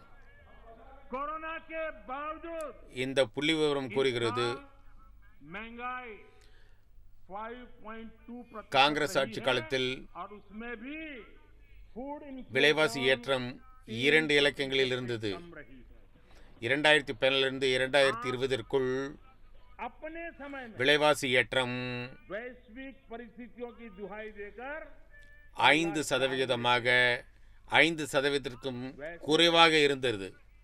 महंगाई पर 5%க்கும் குறைவாக ஆகிவிட்டது. आज में கொரோனா சமயத்தில் கூட नेहरू जी ने लाल किले से क्या कहा वो जरा आपको मैं बताना चाहता हूँ. पंडित नेहरू சற்று பொறுங்கள், உங்களுக்கு சந்தோஷமான விஷயத்தை கூறுகிறேன். கொரோனா சமயத்தில் கூட இந்த வருடம் விலைவாசி ஏற்றம் 5.2%-ஆகத்தான் இருக்கிறது. आज तो नेहरू जी இதில் கூட உணவுப் பொருட்களை பற்றி கூறும்பொழுது 3%-க்கும் குறைவாகத்தான் இருக்கிறது. இன்று आपके नेता कहेंगे मजा आ गया. இந்த நேரத்தில் கூட நாம் உலக அளவில் இதை பெருமையாக கூறிக்கொள்ள முடியும். இன்று पंडित नेहरू जी ने लाल किले पर से कहा விலைவாசி ஏற்றத்தில் காங்கிரஸ் ஆட்சி செய்த சமயத்தில் में कहा गया था பண்டிதர் நேரு ग्लोबलाइजेशन इतना செங்கோட்டிலிருந்து என்ன கூறினார் என்பதை நான் உங்களுக்கு மேற்கோள் காட்ட விரும்புகிறேன். उस समय நாட்டினுடைய முதல் பிரதம மந்திரி அவர் लाल செங்கோட்டையிலிருந்து பேசுகிறார். देश को संबोधन करते हुए क्या कह रहे हैं? कभी कभी இன்று நான் பலமுறை நான் நேருடைய பெயரை குறிப்பிட விரும்புகிறேன். कोरिया में लड़ाई भी हमें प्रभावित करती है. பலமுறை நீங்கள் கூறுகிறீர்கள், நான் ஒரு பொழுதும் நேருவை பற்றி குறிப்பிடவில்லை என்று. நீங்கள் இன்று சந்தோஷத்தை அனுபவியுங்கள். நான் நேருவை பற்றி பலமுறை என்று கூற விரும்புகிறேன். भारत के पहले प्रधानमंत्री कभी कभी நேரு செங்கோட்டையில் கூறினார், भी हमें प्रभावित करती हैं. इसके चलते वस्तुओं அந்த காலத்தில் இப்படி कीमतें கூறப்பட்டது. बढ़ जाती हैं और यह हमारे नियंत्रण से भी बाहर हो जाती है. देश के सामने देश का पहला प्रधानमंत्री हाथ அப்பொழுது ऊपर कर देता செங்கோட்டையிலிருந்து है. हाथ ऊपर நேரு என்ன கூறினார்? आगे क्या कहते हैं? देखो जी आपके काम की बात है. சில சமயம் கொரியாவில் நடக்கும் சண்டை நம்மை பாதிப்புக்குள்ளாகிறது. पंडित नेहरू जी आगे कहते हैं இதனால் பொருட்களுடைய விலை உயர்ந்து விடுகிறது என்று கூறினார். अगर யார் கூறியது? நேரு, இந்தியாவினுடைய முதல் பிரதம மந்திரி. की कीमत पर சில சமயம் கொரியாவில் நடக்கக்கூடிய போர் நம்மளை பாதிக்கிறது. இதனால் பொருட்களுடைய விலை உயர்ந்து விடுகிறது. तब महंगाई की समस्या कितनी गंभीर எனவே இது நம்முடைய கையை மீறி போய்விடுகிறது. देश के सामने நாட்டிற்கு முன் நாட்டினுடைய முதல் பிரதம மந்திரி கூறிய வார்த்தை இது. माननीय अध्यक्ष जी மேலும் என்ன கூறுகிறார் என்று கேளுங்கள். सरकार உங்களுக்கு தேவையான விஷயம் இது. அவர் மேலும் கூறுகிறார்,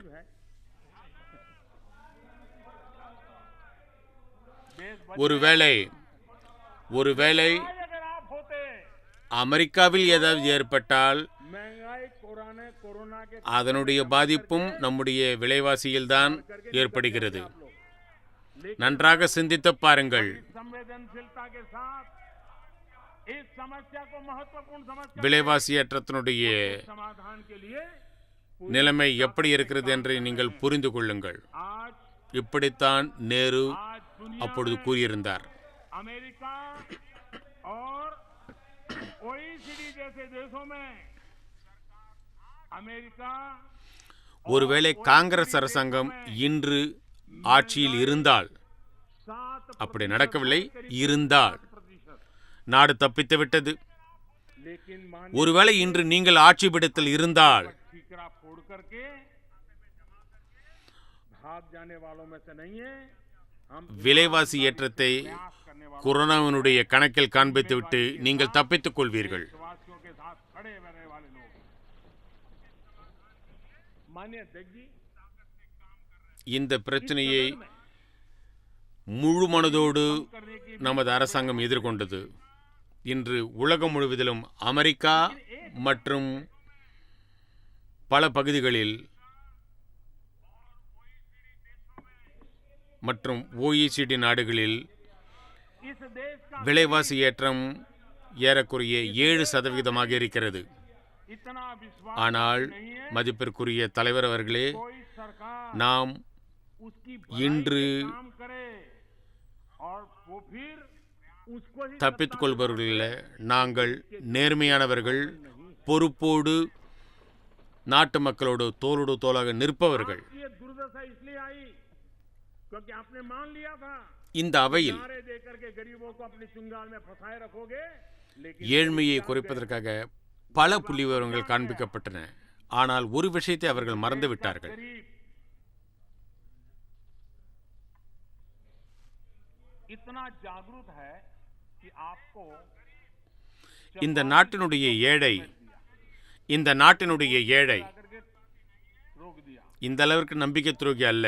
कांग्रेस 1971 से எந்த அரசாங்கம் அவர்களுடைய நன்மைக்கு வேலை செய்கிறதோ அவர்களை साल बाद गरीब ஆட்சி பிடித்திலிருந்து அகற்றி விடுவது இந்த நாட்டு ஏழைகளுடைய எண்ணமும் அல்ல, கடமையும் அல்ல.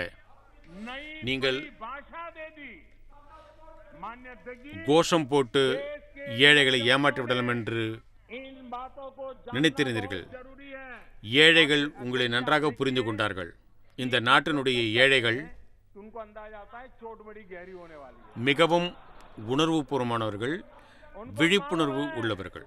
उनको मालूम है कि मुसीबत में உங்களை फंसे हैं 44 இடங்கள் கொடுத்து और कुछ தடுத்து लोग நிறுத்தி बोलते விட்டார்கள். भाग जाते हैं और जेलना ऐसे बेचारों को पड़ता है காங்கிரஸ் 1971 ஏழ்மையை ஒழிப்போம் என்ற கோஷத்தை போட்டுக் கொண்டிருந்தது. 40 வருடங்களுக்கு பிறகு साल बाद कांग्रेस ஏழ்மை ஒழியவில்லை. ஆனால் காங்கிரஸ் அரசாங்கம் और புதிய ஒரு விளக்கத்தை அதுக்கு கொடுத்தது.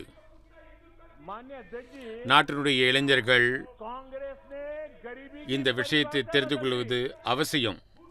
2013 में எப்பொழுது நமக்கு அதிக காயம் ஏற்படுமோ என்ற எண்ணம் ஏற்படுகிறதோ அப்பொழுது இவர்கள் கூச்சலிடுகிறார்கள். करोड़ गरीब लोगों को अमीर बना அவர்களுக்கு தெரியும் இன்று அவர்கள் कैसे பிரச்சனைகளில் சிக்கிக் கொண்டிருக்கிறார்கள். चाहे देश के युवाओं को पता हो அவர்கள் அதிலிருந்து வெளிவர முடியாது. तो उदाहरण देता हूँ आपको मालूम है हमारे देश में पहले रेलवे में first class second class third class होता था जो फर्स्ट क्लास होता तो एक लाइन लिखी रहती 40 வருடங்களுக்கு பிறகு ஏழ்மை ஒழியவில்லை. ஆனால் ஏழைகள் காங்கிரஸை ஒழித்து விட்டார்கள். क्लास वाला जरा मैसेज ठीक नहीं है तो उन्होंने एक लाइन निकाल दी ये इनके காங்கிரஸ் सही है ஏழ்மையினுடைய को लगता है कि वो பொருளையே மாற்றிவிட்டது. 2013 सारे उसके बेसिक नॉर्म्स बदल करके कह दिया 17 करोड़ गरीब नहीं गिने जाएंगे அவர்கள் इस प्रकार से आंकड़े बदलने का काम वो करते रहे हैं ஒரே ஒரு கையெழுத்தில் 17 கோடி மக்களை பணக்காரர்களாக மாற்றிவிட்டார்கள். இதனுடைய உண்மை நாட்டில் உள்ளவர்களுக்கு தெரியும். तात्विक मुद्दों को उठाने की कोशिश की मैंने तो समझने की बहुत कोशिश உங்களுக்கு தெரியும், ஏற்கனவே நம்முடைய समझ पाया हो ऐसा तो मुझे अभी कोई मिला नहीं है ரயில் வண்டிகளில் முதல் வகுப்பு, 2ஆம் வகுப்பு, 3ஆம் வகுப்பு இவை மூன்றும் இருந்தன. ऐसी ऐसी कुछ बातें सुनता हूं तो मान्य अध्यक्ष அரசாங்கம் 3வது பட்டியலில் உள்ள 3வது கூட அழித்து விட்டது. को लेकर बातें ये बातें हैरान करने वाली है। இதன் மூலமாக அவர்கள் 17 கோடி மக்களை मैं मेरी बात रखने से पहले ஏழ்மையிலிருந்து விடுவித்து விட்டார்கள் என்று கூறிக்கொண்டிருந்தார்கள்.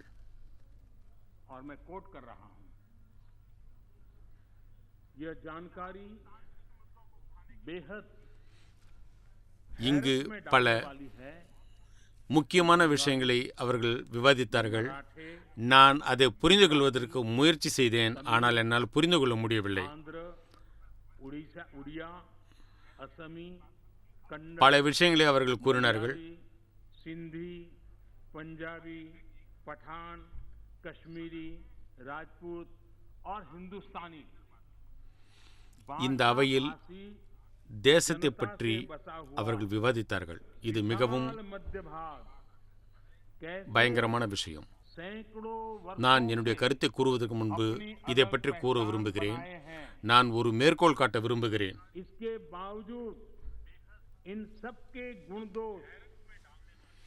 இது நம்மை மிகவும் ஆச்சரியப்படுத்தும் ஒரு விஷயம். பங்காளி, மராத்தி, குஜராத்தைச் சேர்ந்தவர்கள், தமிழ், ஆந்திர, ஒடியாவைச் சேர்ந்தவர்கள், அசாமைச் சேர்ந்தவர்கள், கன்னடம் பேசுபவர்கள், மலையாளிகள், ஹிந்தி பேசுபவர்கள், பஞ்சாபி, காஷ்மீரி, இவர்கள் அனைவருக்கும்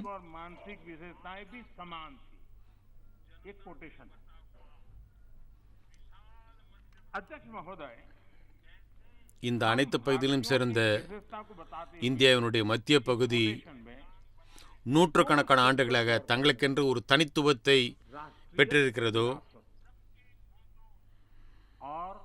எவ்வளவு வேறுபாடுகள் இருந்தும் கூட அவர்கள் அனைவரும் ஒற்றுமையோடு இருக்கிறார்கள். இதனுடைய வரலாறு நம்முடைய பழைய வரலாறுகள் மூலமாக நமக்கு தெரிய வருகிறது. இவர்கள் அனைவரும் இந்தியர்களாக இருப்பார்கள்.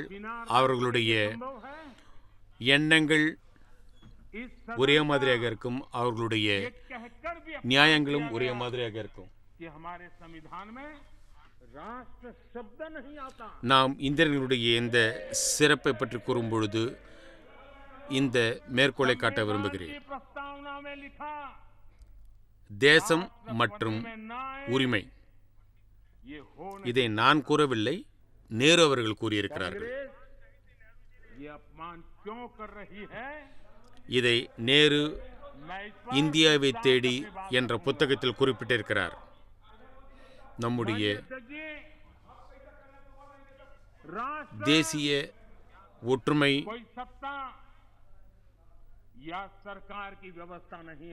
தேசம் இல்லாமல் இப்படிப்பட்ட ஒரு ஒற்றுமை கிடைக்குமா? தேசியம், தேசம் என்ற வார்த்தையை கூறுவது தவறு என்று இந்த அவையில் கூறினார்கள்.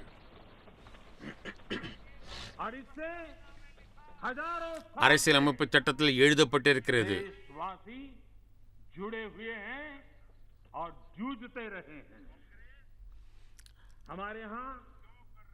காங்கிரஸ் ஏன் இப்படிப்பட்ட ஒரு அவமானத்தை ஏற்படுகிறது?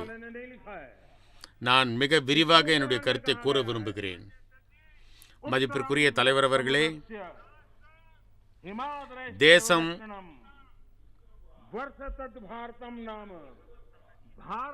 ஒரு அரசாங்கமோ ஒரு அரசாங்கத்தினுடைய அதிகாரமோ அல்ல. எங்களை பொறுத்தவரை தேசம் என்பது ஒரு உயிருள்ள ஆத்மா.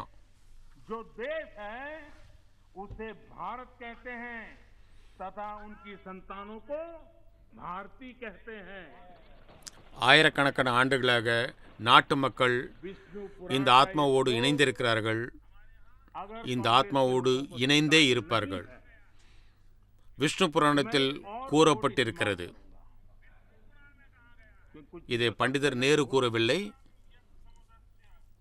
விஷ்ணு புராணத்தில் கூறப்பட்டிருக்கிறது.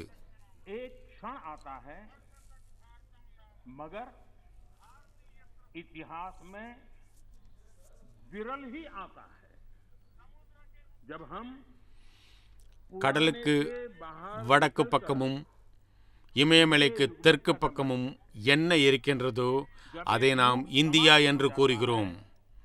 जब एक देश की அவர்களுடைய வாரிசுகளை நாம் இந்தியர்கள் என்று கூறுகிறோம். होती है விஷ்ணு புராணத்தினுடைய இந்த ஸ்லோகம் के ही बोल காங்கிரஸ் கட்சியினருக்கு ஏற்புடையதாக இல்லை என்றால் நான் மேலும் ஒரு மேற்கோளை அவர்களுக்கு காண்பிக்க விரும்புகிறேன். नेहरू जी कह रहे हैं और माननीय अध्यक्ष जी यहाँ तमिल सेंटिमेंट को आग लगाने की भारी कोशिश की गई. राजनीति நான் அந்த மேற்கோளை கூறுகிறேன். कांग्रेस की जो परंपरा அப்படிப்பட்ட ஒரு வினாடி நம்முடைய வாழ்நாளில் வருகிறது. வரலாற்றில் மிகவும் அற்புதமாக அப்படிப்பட்ட ஒரு நொடி வருவதற்கு வாய்ப்பு இருக்கிறது. राज करो, நாம் எப்பொழுது பழமையிலிருந்து விடுபட்டு புது யுகத்தில் காலை வைக்கிறோமோ, எப்பொழுது ஒரு யுகம் முடிகிறதோ के महाकवि அப்பொழுது माननीय अध्यक्ष जी வருடக்கணக்காக तमिल நாட்டில் भाषा के महाकवि அடக்குமுறையில் இருந்த ஒரு ஆத்மா सेनानी முக்தி பெறுகிறது. आदरणीय இதையும் நேருதான் கூறியிருக்கிறார். जो लिखा था मैं यहाँ அவர் எந்த நாட்டை பற்றி கூறியிருக்கிறார்? तमिल भाषी लोग मुझे क्षमा करें, நேரு கூறியிருக்கிறார். विचारों में कोई गलती हो तो, लेकिन मेरा आदर और मेरी भावना தமிழருடைய உணர்வுகளை புண்படுத்துவதற்கு முயற்சிகள் எடுக்கப்பட்டன. இங்கு सुब्रमण्यम भारती जी ने कहा था मन्नुम அரசியல் செய்வதற்கு एंगल मलई காங்கிரஸ்காரர்கள் ஆங்கிலேய முறையை பின்பற்றினார்கள். नुलेंगल नुले பிரித்தாலும் சூழ்ச்சி, पार मिसे एधोरु नुल इधु पोले பிரித்தாலும் சூழ்ச்சி, पोन निलो இதுதான் அவர்களுடைய தாரக மந்திரம். नांडेघल नाडे இன்று ओड रुओम इक्ते इमत தமிழ் மொழியினுடைய மிகப்பெரிய கவிஞர், इसका भावार्थ மேலும் சுதந்திர போராட்ட வீரர் वो इस तरह का மதிப்பிற்குரிய சுப்பிரமணியம் பாரதி அவர்கள் எழுதியிருக்கிறார். நான் அதை இங்கு கூற விரும்புகிறேன். जो उन्होंने तमिल भाषा தமிழ் பேசுபவர்கள் என்னை மன்னிக்க வேண்டும். நான் உச்சரிப்பதில் ஏதாவது தவறு இருந்தால் அதை பொறுத்து கொள்ள வேண்டும். सम्मानित जो सकल विश्व में சுப்பிரமணியம் பாரதி அவர்கள் கூறியிருக்கிறார், विश्व में महिमा जिनकी बहुत रही है, महिमा जिनकी இதனுடைய பொருள் என்னவென்றால், अमर ग्रंथ से वे सभी சுப்பிரமணியம் பாரதியார் கூறியிருக்கிறார். अमर ग्रंथ वे सभी हमारे அவர் தமிழ் மொழியில் கூறியதை நான் உங்களுக்கு கூறுகிறேன். देश यही है. सुब्रमण्यम भारती कह रहे हैं गाएंगे यस हम असभी உலகம் முழுவதும் மிக गाएंगे यस हम பெருமை வாய்ந்த நாடு यह है स्वर्णिम देश हमारा, அது பாரத நாடு. यह है स्वर्णिम देश हमारा. आगे कौन जगत में हमसे, आगे कौन जगत में हम அழியாத வேதங்கள் உள்ள நாடு இது. भारत देश हमारा, यह है சுப்பிரமணியம் பாரதி கூறியிருக்கிறார். ये सुब्रमण्यम भारती जी की कविता நாம் இதனுடைய பெருமையை பாடுவோம். संस्कृति है. और मैं आज இதுதான் நம்முடைய பொன்னான திருநாடு என்று கூறியிருக்கிறார். जब நம்மை விட முன்னேறிய நாடு எது? सीडीएस எதுவும் இல்லை. அப்படிப்பட்ட ஒரு நாடு இந்தியா என்று அவர் கூறியிருக்கிறார். இது சுப்பிரமணிய பாரதி में उनका கூறிய கவிதையின் பொருளாக்கம். और जब उनका बॉडी இன்று நான் தமிழக மக்களுக்கு என்னுடைய வணக்கத்தை தெரிவித்துக் கொள்ள விரும்புகிறேன். पर गुजर रहा था, मेरे तमिल भाई मेरी तमिल बहनें எப்பொழுது ஜெனரல் ராவத் तो तक தென்னிந்தியாவில் में खड़ी रही थी रोड पर, ஹெலிகாப்டர் விபத்தில் தன்னுடைய உயிரை இழந்தாரோ, और जब அவருடைய உடல் जब सीडीएस रावत தமிழகத்திலிருந்து चल रहा था तब हर तमिलवासी டெல்லி கொண்டு வருவதற்கு गौरव के साथ हाथ ऊपर कर करके முயற்சி எடுக்கப்பட்டதோ, அப்பொழுது वीर वणक्कम वीर वणक्कम वीर லட்சக்கணக்கில் மணிக்கணக்கான அவர்கள் காத்து கொண்டிருந்தார்கள். அவர்களுக்கு எந்த விதமான அறிவிப்பும் கொடுக்கப்படவில்லை. எப்பொழுது ராவத்தினுடைய உடல் हमेशा से வேனில் வைத்து அங்கு बातों से न கொண்டு வரப்பட்டதோ, அப்பொழுது அவர்கள் மிகவும் பயபக்தியோடு தங்களுடைய கண்களில் கண்ணீரோடு வீர வணக்கம் வீர வணக்கம் என்று கூறினார்கள். இது எங்கள் நாடு என்று கூறினார்கள். बांटो और இதுதான் இந்தியா. ये नीति ஆனால் ने अपना चरित्र बना लिया है. और इसलिए ही आज कांग्रेस காங்கிரஸ் கட்சியினருக்கு எப்பொழுதும் இப்படிப்பட்ட விஷயங்களில் ஒரு வெறுப்பு தான் ஏற்பட்டிருக்கிறது. வெறுப்பு அவர்களுடைய டிஎன்ஏவில் இணைந்திருக்கிறது. ஆங்கிலேயர்கள் சென்று விட்டார்கள். பிரித்தாளும் சூழ்ச்சியை அவர்கள் ஒரு தாரக மந்திரமாக இவர்களுக்கு கொடுத்துவிட்டு சென்றிருக்கிறார்கள். இதன் மூலமாக காங்கிரஸ் இன்று பல பகுதிகளில் துண்டு துண்டாகி இருக்கிறது. யார் தங்களுடைய திறமையால் எங்களை தோற்கடிக்க முடியவில்லையோ அவர்கள் இன்று ஒழுக்கமற்ற நடவடிக்கைகளால் நம்மை தோற்கடிக்க பார்க்கிறார்கள்.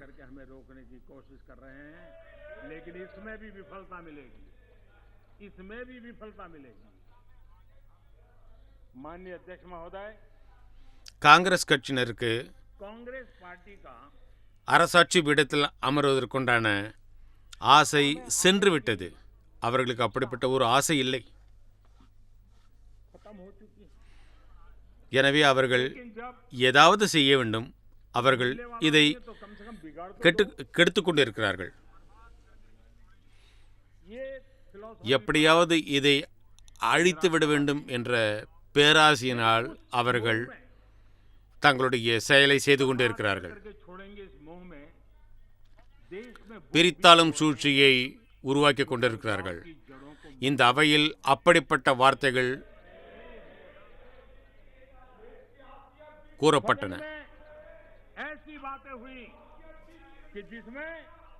கடந்த 7 வருடங்களாக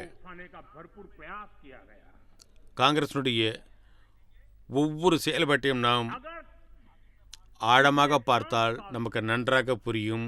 அவர்களுடைய திட்டம் என்ன, அது நம் அனைவருக்கும் மிக எளிமையாக புரியும். அதை நான் உங்களுக்கு இன்று வெளிப்படையாக கூற விரும்புகிறேன்.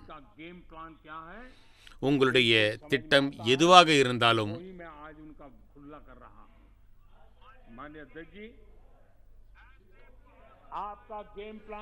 இவர்களைப் போல் எண்ணிலடங்காதவர்கள் வந்தார்கள், பல முயற்சிகள் செய்தார்கள், ஆனால் ஒன்றும் நடைபெறவில்லை. இந்த நாடு நிரந்தரமானது. இதற்கு ஒன்றும் ஏற்படாது. இதை யாரும் கெடுக்க முடியாது. இப்படிப்பட்ட தவறான முயற்சி செய்பவர்களுக்கு இழப்புதான் ஏற்பட்டிருக்கிறது. இந்த நாடு ஒன்று, இந்த நாடு உன்னதமானது, இந்த நாடு உயர்வானது. இது எப்பொழுதும் உயர்வாகவே இருக்கும். இந்த எண்ணத்தோடு நாம் முன்னேறி சென்று கொண்டிருக்கிறோம்.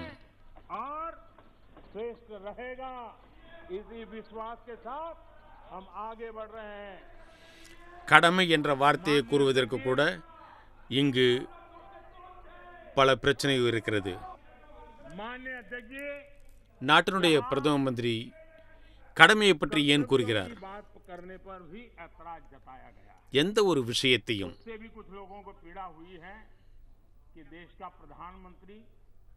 நல்ல எண்ணத்தில் நாம் புரிந்து கொள்ள முடியும். அதை தவறாக புரிந்து கொள்வதற்கு அதை பற்றி விவாதிப்பது, இதன் மூலமாக அவர்கள் ஊடகத்தின் வெளிச்சத்தில் இருப்பதற்கு விரும்புகிறார்கள்.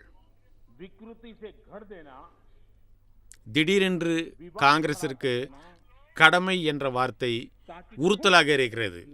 என்ன காரணம்?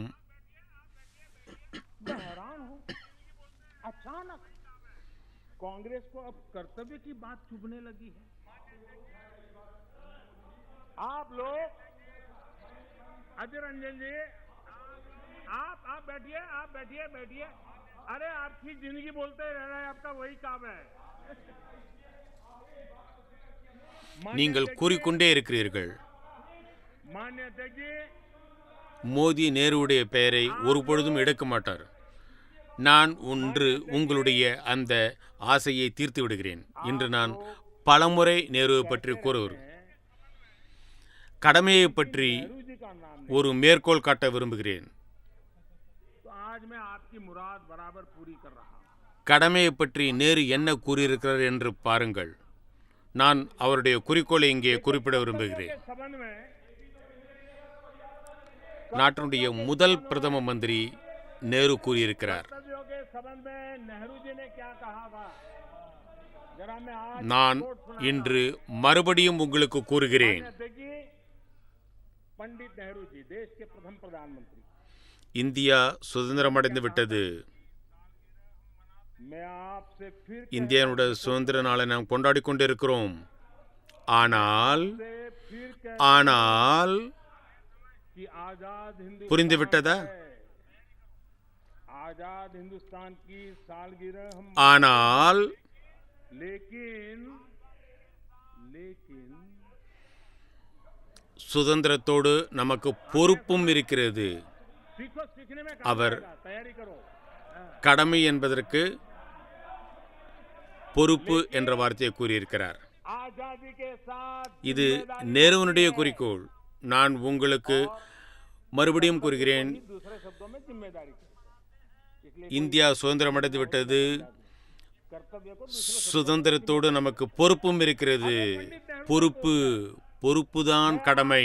फिर कहता हूं कि आजाद हिंदुस्तान है, அதிகாரம் செலுத்துவது மட்டுமல்ல, आते हैं लेकिन आजादी के साथ பொறுப்புணர்ந்து செயல்படுவதுதான் சுதந்திரத்தினுடைய பலன். जिम्मेदारी யார் அந்த பொறுப்பை உணரவில்லையோ की नहीं, जिम्मेदारी हर एक आजाद முழுமையாக நீங்கள் சுதந்திரத்தை உணர முடியாது. अगर आप उस जिम्मेदारी को महसूस இந்த நிலைமையில் நீங்கள் சுதந்திரத்தை முழுமையாக காப்பாற்றவும் முடியாது, பாதுகாக்கவும் முடியாது. இதை நான் கூறவில்லை, நாட்டினுடைய முதல் பிரதம மந்திரி பண்டிதர் நேரு கூறியிருக்கிறார். आजादी को ஆனால் நீங்கள் அதையும் மறந்துவிட்டீர்கள்.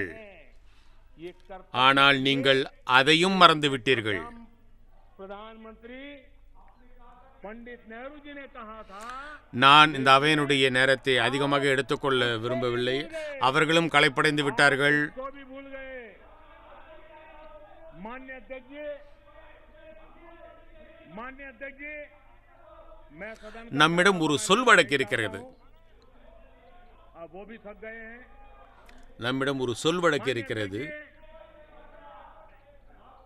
हमारे यहाँ माननीय अध्यक्ष जी हमारे यहाँ कहा गया है क्षणशः, हमारे यहाँ कहा गया है क्षणशः कणश्चैव கல்வி அறிவு பெறுவதற்கான साधये ஒரு விஷயம். क्षणे नष्टे कुतो அந்த சமயத்தில் ஒவ்வொரு வினாடியும் மிகவும் முக்கியத்துவம் வாய்ந்தது. अर्थात ஒவ்வொரு வினாடியும் அவசியமானது. ज्ञान के लिए ஒவ்வொரு வினாடியும் வீணாக்கி நாம் எந்த அறிவையும் பெற முடியாது. संपत्ति संसाधनों के लिए எந்தெந்த நொடியை நாம் வீணாக்கி இருக்கிறோமோ होता है। एक அவை क्षण நமக்கு எந்த விதத்திலும் பயனளிக்காது. ज्ञान हासिल नहीं किया जा सकता और நான் காங்கிரஸ் மற்றும் அவர்களுக்கு உறுதுணையாக இருப்பவர்களுக்கு கூறுகிறேன், छोटे संसाधनों का समुचित प्रयोग नहीं किया गया तो संसाधन व्यर्थ हो जाते हैं। நீங்கள் मैं வரலாற்றினுடைய இந்த புனிதமான நேரத்தை வீணாக்காதீர்கள். ये मंथन जरूर कीजिए என்னை விமர்சிப்பதற்கு, आप इतिहास என்னுடைய கட்சியினரை தவறாக பேசுவதற்கு नष्ट तो नहीं कर रहे हैं। உங்களுக்கு உரிமை இருக்கிறது. நீங்கள் பேசியிருக்கிறீர்கள், நீங்கள் பேசுவீர்கள், இதற்கு மேலும் பேசிக் கொண்டிருப்பீர்கள். உங்களுக்கு வாய்ப்புகளுக்கு பஞ்சமில்லை. ஆனால் ஆனால் சுதந்திரத்தினுடைய இந்த அமிர்த மகோத்சவ சமயத்தில் 75 வருட சுதந்திரத்தை நாம் கொண்டாடி கொண்டிருக்கும் இந்த சமயத்தில் मौकों की कमी नहीं है, लेकिन நேர்மறையான பங்களிப்பை அனைவரும் அளிக்க வேண்டும். எதிர்க்கட்சியை சேர்ந்தவர்கள், என் பக்கம் உட்கார்ந்திருக்கும் அனைவரும் ஒன்று சேர்ந்து இந்த அவையின் மூலமாக இவர்கள் அனைவரும் நாட்டிற்கும் दान का समय है। நாட்டு மக்களுக்கும் मैं विपक्ष के और यहाँ पर बैठे हुए भी நான் கேட்டுக்கொள்கிறேன், அவர்களை வாருங்கள், साथियों से और इस सदन இந்த சுதந்திரத்தினுடைய देशवासियों से भी அமிர்த மகோத்சவத்தை புதிய உறுதிகளோடு, சுயசார்புள்ள இந்தியாவை உருவாக்குவதற்கான உறுதிமொழியோடு ஒன்று சேர்ந்து நாம் பாடுபடுவோம், நாம் முயற்சி செய்வோம். सबको हम கடந்த 75 வருடங்களில் எங்கெங்கெல்லாம் நாம் பலவீனமடைந்தோ அந்த இடங்களில் நாம் உறுதியாக இருப்போம். एकजुट होकर அதை மேம்படுத்துவதற்கு முயற்சி செய்வோம். இப்படிப்பட்ட எண்ணத்தோடு நாட்டினுடைய வளர்ச்சிக்கு நாம் ஒன்று சேர்ந்து பாடுபடுவோம். அரசியல் ஒரு புறம் இருக்கட்டும், நாம் கட்சி பாகுபாடுகளை மறந்து நாட்டுணர்வோடு நாட்டினுடைய முன்னேற்றத்திற்கு பாடுபடுவோம்.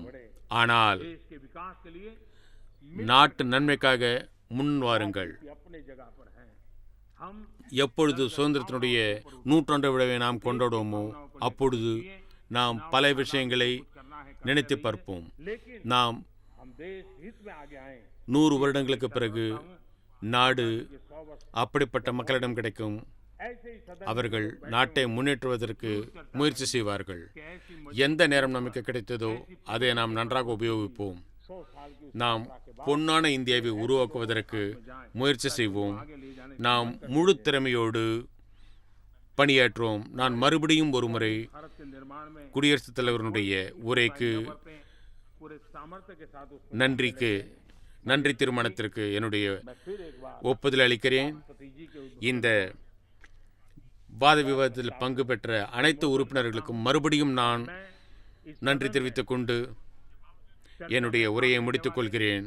सभी माननीय सांसदों நான் அனைத்து கேள்விகளுக்கும் பதிலளிக்க முயற்சி செய்திருந்தேன். जो अवसर दिया, மிக்க நன்றி. टोका की कोशिश के बावजूद भी मैंने सभी विषयों को स्पर्श करने का प्रयास किया है। बहुत बहुत धन्यवाद।